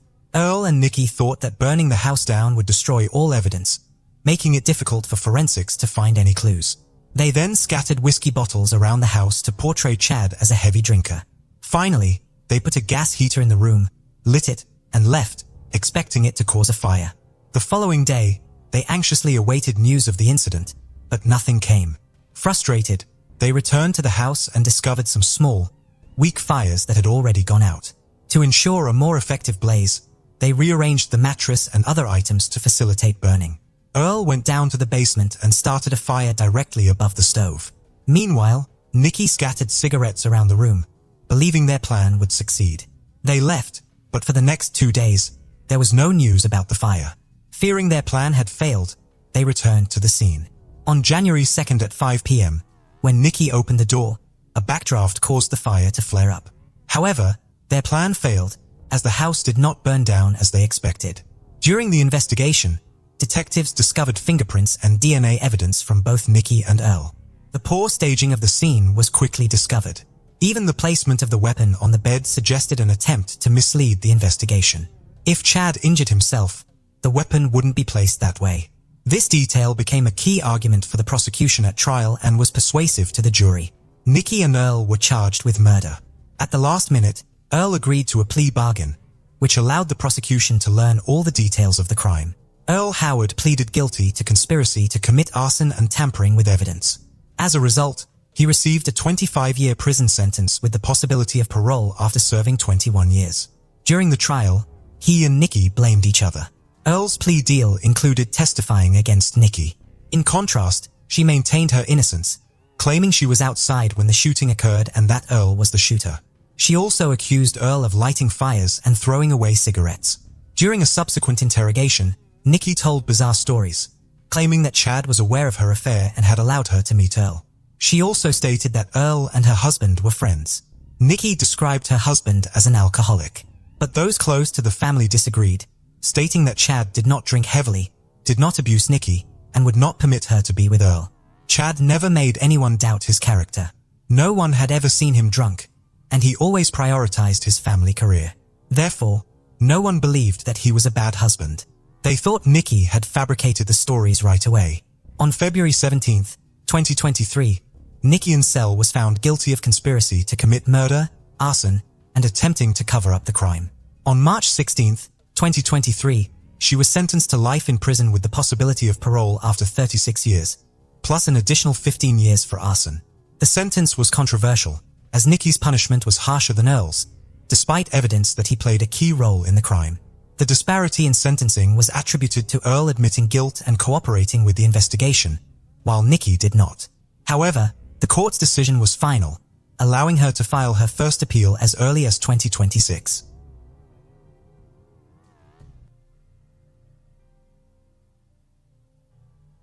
A security guard is patrolling a truck stops of America's stop on North 1st Avenue just off of Interstate 24 as per usual. As this truck stop in Nashville is incredibly busy and borders on an area that has a high crime rate, security guards regularly patrol the area, and it is also overseen by a network of CCTV cameras. As he continues walking, he soon makes a horrifying discovery. The body of a woman is found. She has been shot dead and posed on her back with her feet together and legs apart, with her arms above her head. He quickly calls emergency services. Little did the police know, this would put them in a race against time to find a sadistic serial killer before he struck again. 25-year-old Sarah Hulbert had had a difficult life. After losing her mother at a young age, she was sent to live with relatives out of state. She would later move back to Tennessee to be closer to her siblings. After falling in love, she would go on to have 2 daughters who were the center of her world. The happiness was not to last, however. She would soon spiral into a drug addiction after her relationship had fallen apart and she had become a single mother as a result. She had tried to beat her crack cocaine addiction for the sake of her 2 young children. As she continued to fall deeper into drug addiction, her daughters were removed from her care. In bids to get clean, she would be in and out of rehab several times. But without her children, she spiraled further into the destructive addiction that had taken so much from her. She had become a sex worker to buy drugs and would often visit truck stops to make money. Detective Sergeant Pat Postolione arrived on scene at the truck stop. One thing that immediately stood out to him was the lack of blood at the scene. This indicated the victim had been killed elsewhere, and then her body had been moved to that location and posed in the lewd position. Due to the positioning of the body and lack of evidence from the scene of the crime, it was the worst fears of officers that this was not a first-time killing. This was someone who had killed before. The task that lay before the officers was huge. This was an incredibly busy truck stop with truckers and people coming and going all the time. But one thing they knew was that her body had been dumped there within the previous 30 minutes. The security guard who had made the discovery said she wasn't there when he last checked half an hour ago. As officers found out and began conducting a search of the scene near the body, they found a footprint with an unusual sole that was often seen in work boots. It was vital for the officers to check the CCTV, and it was this that would give them a major lead. A yellow truck is seen coming in and driving all the way to the back of the truck stop, where the body of the woman had been discovered by the security guard. 16 minutes later, the truck is seen coming back out. Checks from the stop revealed no evidence to show that the truck had stopped to refill or buy food. As the investigations of the crime scene continued, post-mortem was carried out on the victim. Her body was found to have bruises and cuts, indicating a struggle had taken place. Her body also showed signs of torture. Her rear had a significant injury, suggesting part of her skin had been cut out with a knife. Semen found inside her body was sent off to have the DNA analyzed. It was revealed that she had died from a single close-range gunshot wound, a .22 caliber gun. Running her fingerprints through the database, it came back with a match, and they could finally put a name to their victim. She was 25-year-old Sarah Hulbert. Her family were immediately contacted. They went straight to the coroner's office in disbelief, hoping that maybe it wasn't her. A few months prior to her death, She had made the decision to finally overcome her demons and was in recovery after another rehab stint. But sadly, she would later relapse and begin using again. Near to where her body had been discovered, there was a hole in the fence where drug dealers and sex workers would enter and exit the truck stop to avoid being seen by the security guards. Her sisters mentioned to the police that she had 2 known male associates who were also in the drug scene, and police believed they were with her the night she had been murdered. The men were soon tracked down and questioned. As they were involved in the drug scene, they were reluctant to talk to the investigators. However, when the seriousness of the situation they found themselves in began to dawn on them, they admitted to being her pimps. They were adamant they had absolutely nothing to do with her murder. They'd been driving around with Sarah at about 10 p.m. on June 26th and an argument had broken out. They said she exited the vehicle and went into the truck stop. Sarah Hulbert never returned. After waiting a few hours and she still hadn't come back, they assumed she must have left with the trucker, and so they too decided to leave. They agreed to give DNA samples to clear their names. When the results came in, the semen sample taken earlier did not match either of their DNA. They were ruled out as suspects. The DNA sample did not match with any sample from the sex offender database. The police then turned to the FBI for help to see if they had any cases on their nationwide database that matched the modus operandi of this one that had been committed in a different jurisdiction, and this would lead to the news that could blow the case wide open. There had been a previous murder of a woman in Lebanon, Tennessee on June 6, 2007. Just off of Interstate 40, the naked body of a woman was found in a garbage bin in a Pilot Station truck stop on Murfreesboro Road. She was later identified as 48-year-old Samantha Winters. She was a sex worker and had worked at the same truck stop where Sarah had been found. Police believed that she had been picked up at the Nashville truck stop, murdered, and then her body taken out to Lebanon. Her body had been posed and she had been killed by a .22 caliber gun. But the horrifying information did not stop there. The database had 2 more matches in different states, with these murders taking place before Sarah Hulbert had been killed. One of these victims had been a woman called Sherry Drinkard, who was 43 years old. Her naked body had been dumped and then posed, just like the other victims, in Lake Station, Indiana, by the side of the road. And she too had died from a gunshot wound to the head, fired from a .22 caliber weapon. The other victim was found in a motel car park in Georgia on the 29th of January, 2007 at 5 p.m. Like the other victims, she had died from a gunshot wound from a .22 caliber gun. They ran the fingerprints through the database to try and work out who she was. It was revealed that she was a mother of 5 from Atlanta, Deborah and Glover. She had spoken to her eldest child just a few hours before her death and asked her to tell her siblings that she had always and would always love them. She also told her not to call the number back. When she still hadn't contacted them, her daughter became increasingly concerned for her welfare. Deborah had been battling a drug addiction and working as a sex worker. In November 2006, her daughter tried to help her beat her addiction, and in December she had began to make big steps on the road to recovery. But she would soon disappear. Although Deborah had not been found in a truck stop, it was an area that was regularly used by truckers. The police now had 4 female victims spanning across different states. All sex workers, all posed in a degrading position, all dead from a .22 caliber gun. Detective Sergeant Pat Posiglio knew it was vital to revisit the Nashville truck stop to make sure that absolutely no stone had been left unturned. As he was driving, he saw a truck headed towards him, bearing a striking resemblance to the one seen on the CCTV footage taken from the night Sarah Hulbert had been murdered. Postiglione turned around and followed the truck after calling his colleagues to tell them what he had seen and give them a description of the vehicle. He approached the truck after it had pulled into the truck stop, but got no response after banging on the door. After banging for a second time, a man pulled the window curtain back and looked down at him. Postiglione explained that he was with the police, and following this the driver opened the door and exited the truck. Postiglione would later say the driver appeared as if he had just been woken up. He was asked to present his driver's license and identify himself, and finally they had a name: Bruce Douglas Mendenhall. Postiglione engaged him in conversation, asking how long he had worked as a trucker and when the truck had last been in the area. Mendenhall said that the truck was last in Nashville in May. As the pair were talking, Postiglione spotted something. There was blood on Mendenhall's left arm and on the inside of the driver's side door. So as not to arouse suspicion, Postiglione told Mendenhall that officers were asking drivers of this kind of truck to provide DNA samples. Mendenhall signed the consent form and provided a mouth swab then and there. Postiglione asked him if he could look inside the truck. Mendenhall agreed. Behind the seats was a sleeping compartment where Poster Leone found a pair of work boots. The sole bore a striking resemblance to the unusual footprints that had been found by Sarah's body. Behind the driver's seat was a black trash bag containing clothes, shoes, and tissues, all soaked in blood.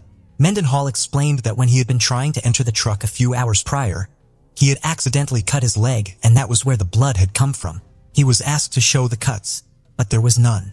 Mendenhall's story suddenly changed. He said the blood actually belonged to a sex worker he had picked up the night before, and she had cut her hand. Posiglione knew it was vital to ensure that Mendenhall did not have access to any weapons. Mendenhall explained that he did have a gun in the truck and handed it over to Posiglione. It was a .22 caliber rifle. Posiglione knew the game was up and bluntly asked him if this was the truck the police had been looking for. He asked several times before Mendenhall shrugged his shoulders and said, "If you say it is." Posiglione asked him if he was the person they had been searching for. Mendenhall gave the same response. He shrugged his shoulders and replied, "If you say so." By this point, Posiglione's partner had arrived on scene, and after he was escorted out of the truck, Bruce Mendenhall was arrested. It was vital to secure the truck and preserve any evidence, so it was sent to a crime lab to be processed. Over 300 items from his truck were cataloged as evidence, including handcuffs, knives, tape, and sex toys. Blood spatter was found on the walls, mattress, floor, and ceiling. The news that came next was more disturbing than anyone could have imagined. It emerged that the blood belonged to 7 different women. The bloody clothing found in the bag belonged to a sex worker from Indiana.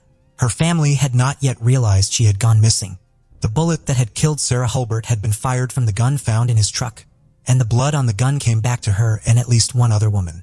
Mendenhall signed a rights waiver and said he would voluntarily give them a statement without the presence of a lawyer.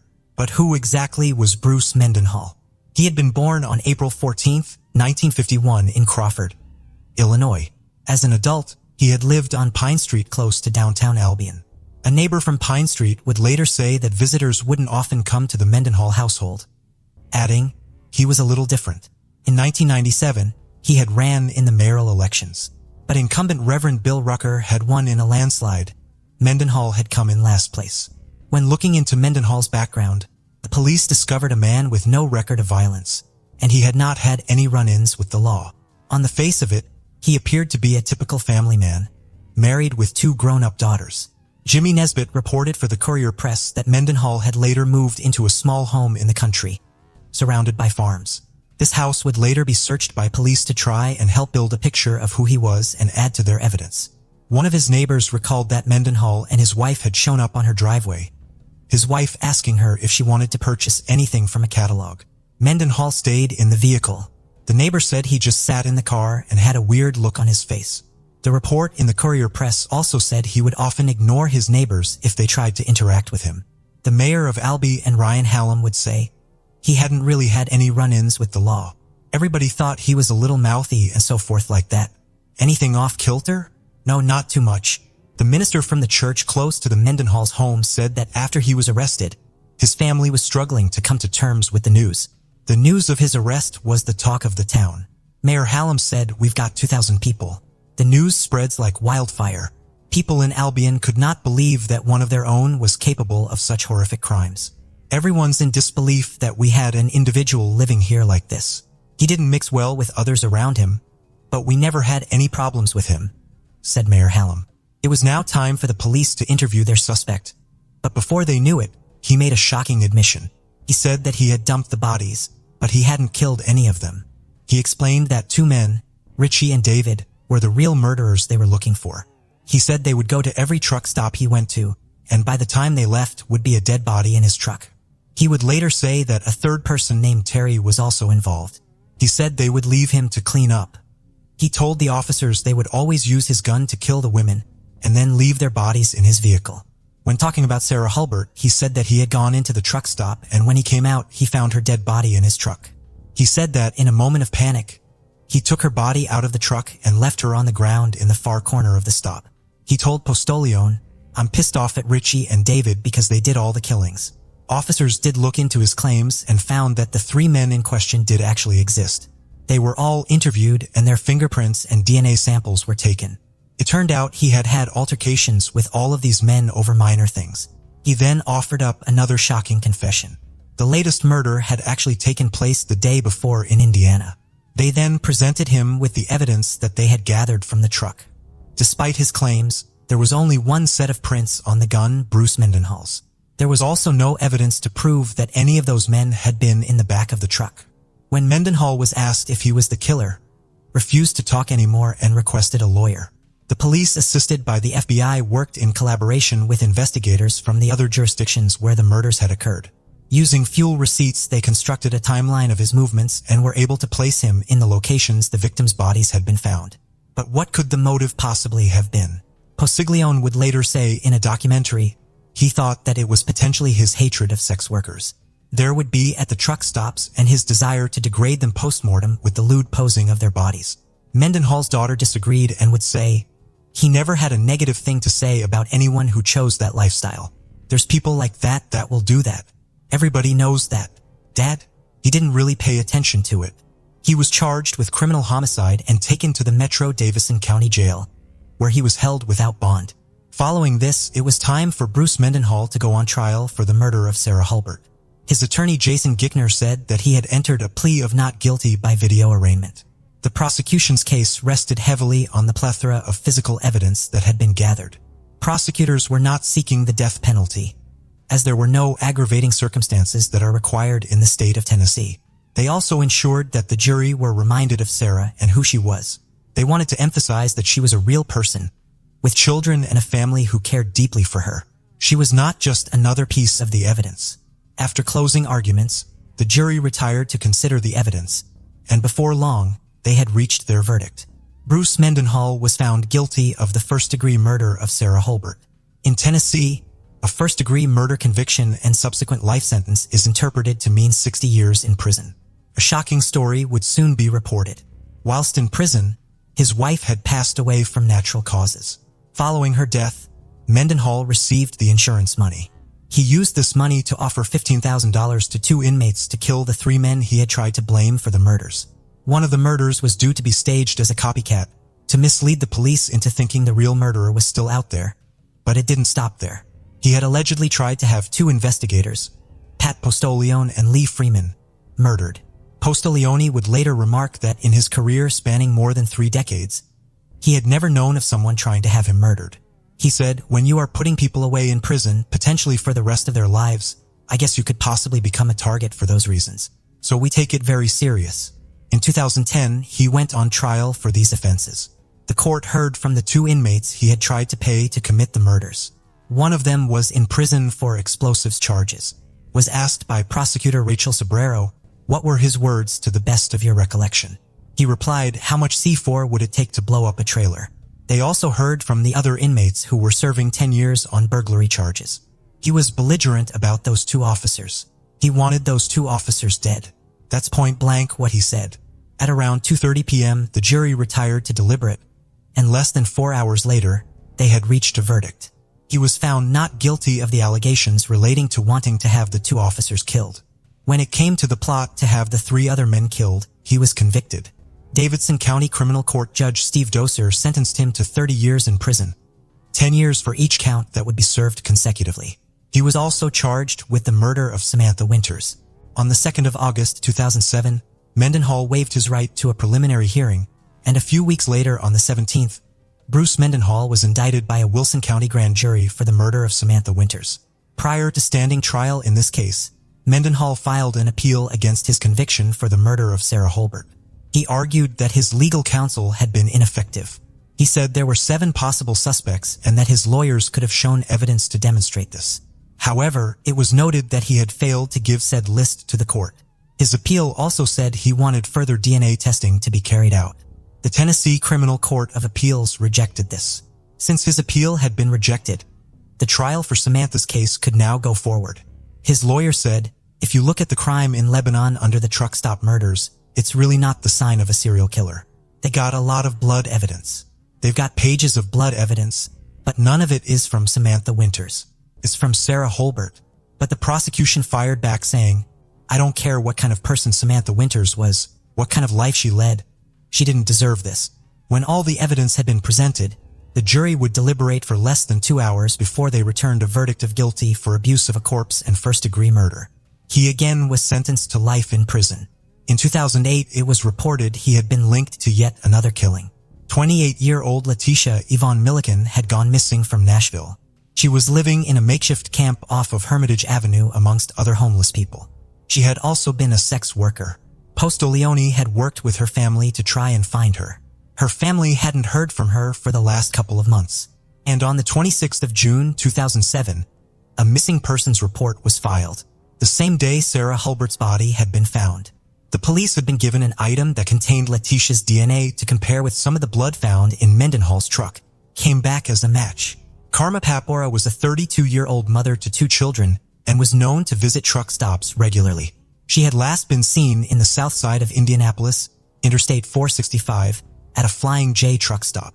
Sergeant Matt Mount of the NPD said, "They've taken DNA from both parents to try and match with the DNA from the blood on the clothing that was found inside the truck down in Tennessee. The DNA tests came back as a match." The police also found the clothes she had been wearing that day, her phone, and her bank card. On the 10th of April 2008, Mendenhall was charged with the murder of Karma Papora, even though her body hadn't been found. Helen Marshall, the deputy prosecutor for Marion County, said, "It definitely makes it much more difficult to proceed. We are working very hard to be able to file the case against him here." August 15th, 2011. At the 8-mile marker of the Libby B. Nunn Parkway in Kentucky, human remains were found. The medical examiner's office used DNA to identify the person. It came back as being the remains of Karma Papora. In Birmingham, Alabama, Mendenhall was charged with the murder of Lucille Carter, known as Gretna. She had been found in a bin. A bag was covering her head and face, and there was tape wrapped around her neck.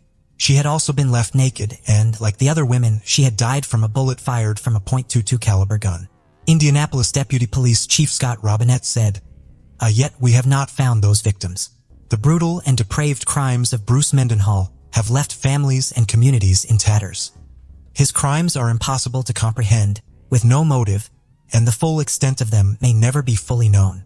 Many are holding on to the hope that they will one day have the answers they desperately need, and that their loved ones will see justice be served."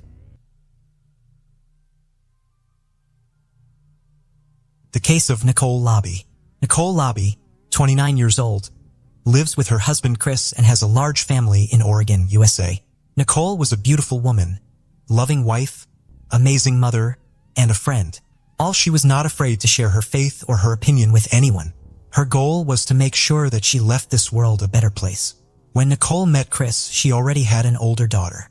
Chris also had 2 daughters, and after they got married, they had a son.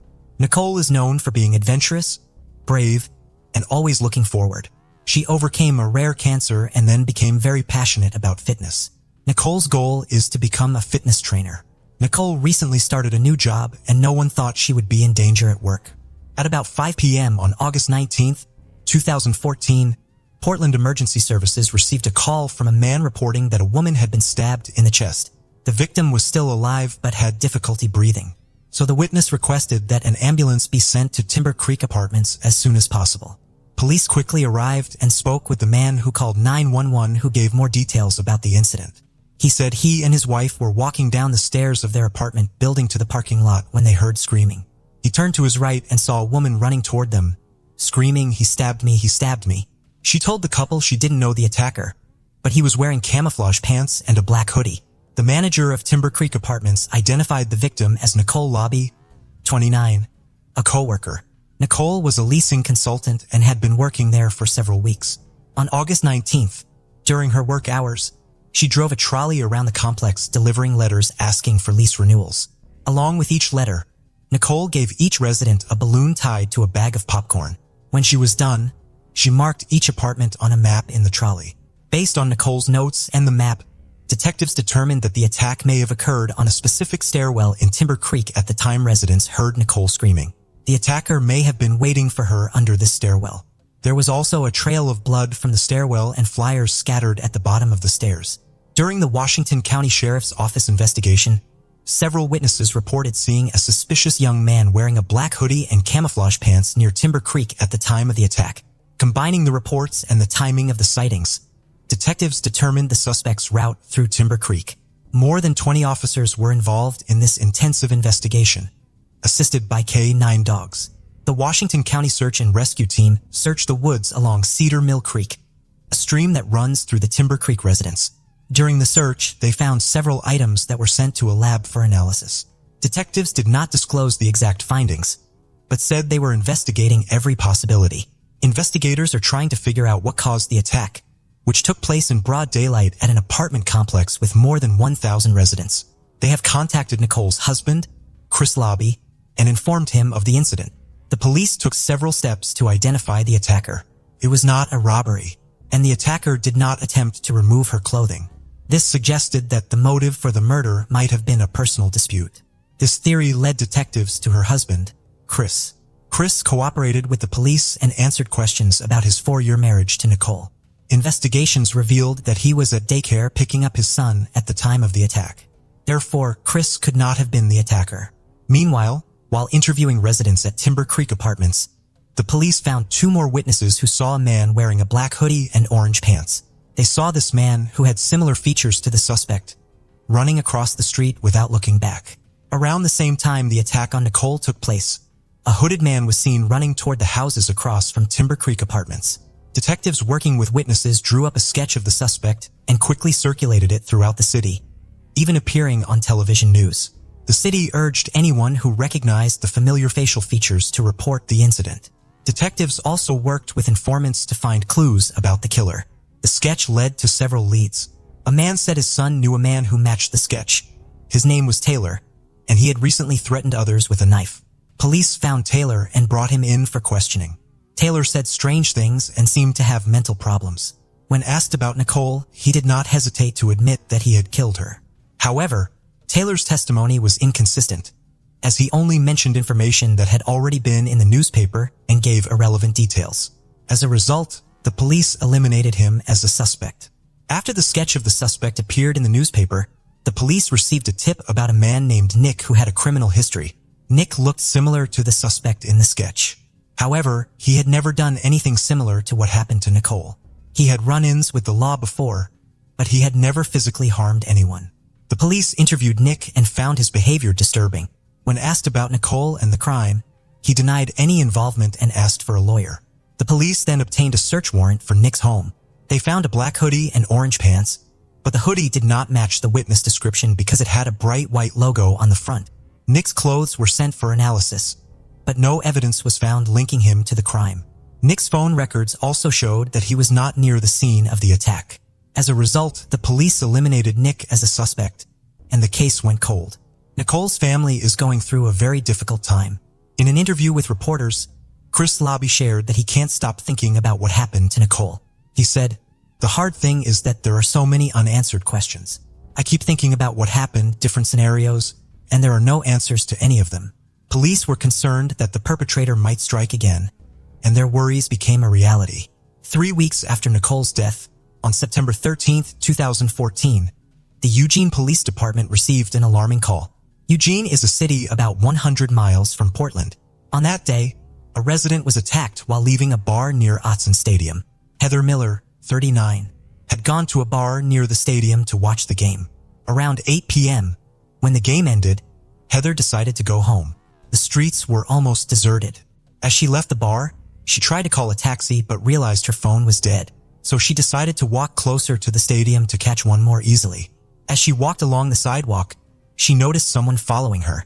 As she crossed the street and turned around, she saw the man behind her was still following her.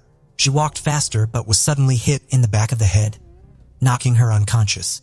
When she woke up, she found herself face to face with her attacker, who had pulled down her pants in an attempt to sexually assault her. Heather tried to reason with her attacker. She said she had a daughter and begged to see her again, but he continued to beat her. Heather described that every time she spoke, she was punched in the face.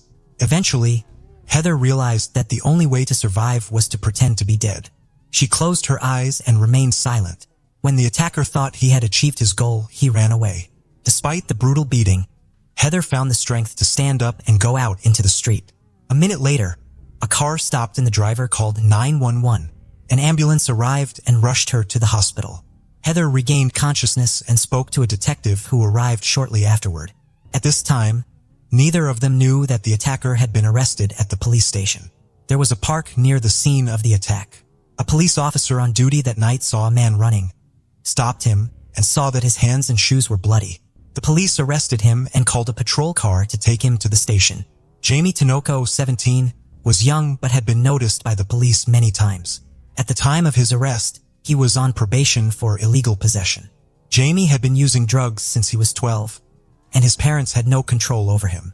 Jamie had dropped out of high school since his freshman year and was arrested for driving without a license the day before the attack on Heather, but was released shortly after. During questioning, Jamie confessed to attacking Heather. The man was completely calm and nonchalant, believing he had done nothing wrong. His actions led the Eugene Police Department to suspect that Heather was not his first victim. Police released his photo, hoping that other women affected by him would come forward. Soon after, detectives investigating Nicole Lobby's death saw a photo of Jamie released by Eugene Police. They believed Jamie matched the sketch of the suspect they had. Further investigation revealed that Jamie lived with his parents in Portland and that their apartment was across the street from Timber Creek, which further fueled their suspicions that he was involved in Nicole Lobby's death. Detectives questioned Jamie about Nicole's case, hoping that he would admit to assaulting her as he had confessed to attacking Heather Miller. However, Jamie insisted that he had nothing to do with Nicole's death and refused to answer questions. Police needed to find evidence to link him to Nicole Lobby's death. As mentioned earlier, Jamie lived across the street from his parents at Timber Creek Apartments. As a result, the police obtained a search warrant for his parents' apartment. They found a black hoodie and orange pants in Jamie's room and sent them to a lab for analysis. However, the lab results were disappointing, with no trace of Nicole's DNA on any of Jamie's belongings, and the investigation seemed to hit a dead end. While there is no evidence to prove that Jamie killed Nicole, there is enough evidence to link him to the attack on Heather Miller. He did not deny his actions and seemed proud of being a young thug. At his trial in connection with the attack on Heather Miller, he smiled and said he had no remorse for his actions. Jamie had broken away from a group of delinquent teens on a trip supervised by the Washington County Juvenile Department. He followed Heather, attacked her from behind, and dragged her into the bushes near Atson Stadium. Heather said she still has nightmares and flashbacks and chipped her front teeth after the attack. She has had to find a new job. The injuries she suffered in the attack, including a broken nose, required reconstructive surgery to recover. There's not a day that goes by that I don't think about what happened, she said in Lane County District Court. I pray that Jamie will never have the opportunity to do this to another person and impact their life the way he impacted mine. Heather Miller held hands with two family members as she sat with more than a dozen supporters before reading her statement aloud. Jamie grinned in court as the victim recounted the horrifying details of the attack she endured. When the judge asked why Jamie was smiling, he replied that he did not know. The judge called Jamie's lack of remorse appalling and labeled him a danger to the community, then imposed the maximum sentence. Heather, comforted by friends and family after the hearing, said his behavior was disrespectful and unrepentant, and the judge's sentence was fully deserved. A courageous mother of two, Heather pleaded with the judge that Jamie would never have the opportunity to harm another person. She did not want him to think he had won and brought her down, so she kept her composure from the start. Although the defense tried to portray Jamie as a young man who had been affected by substance abuse for years, the judge noted that his behavior in court clearly reflected character issues. Jamie's lawyer asked the judge to sentence his client to 8 years and 4 months in prison, arguing that Jamie was remorseful for what he had done. However, Jamie did not apologize when the judge allowed him to speak. He refused to make any statements.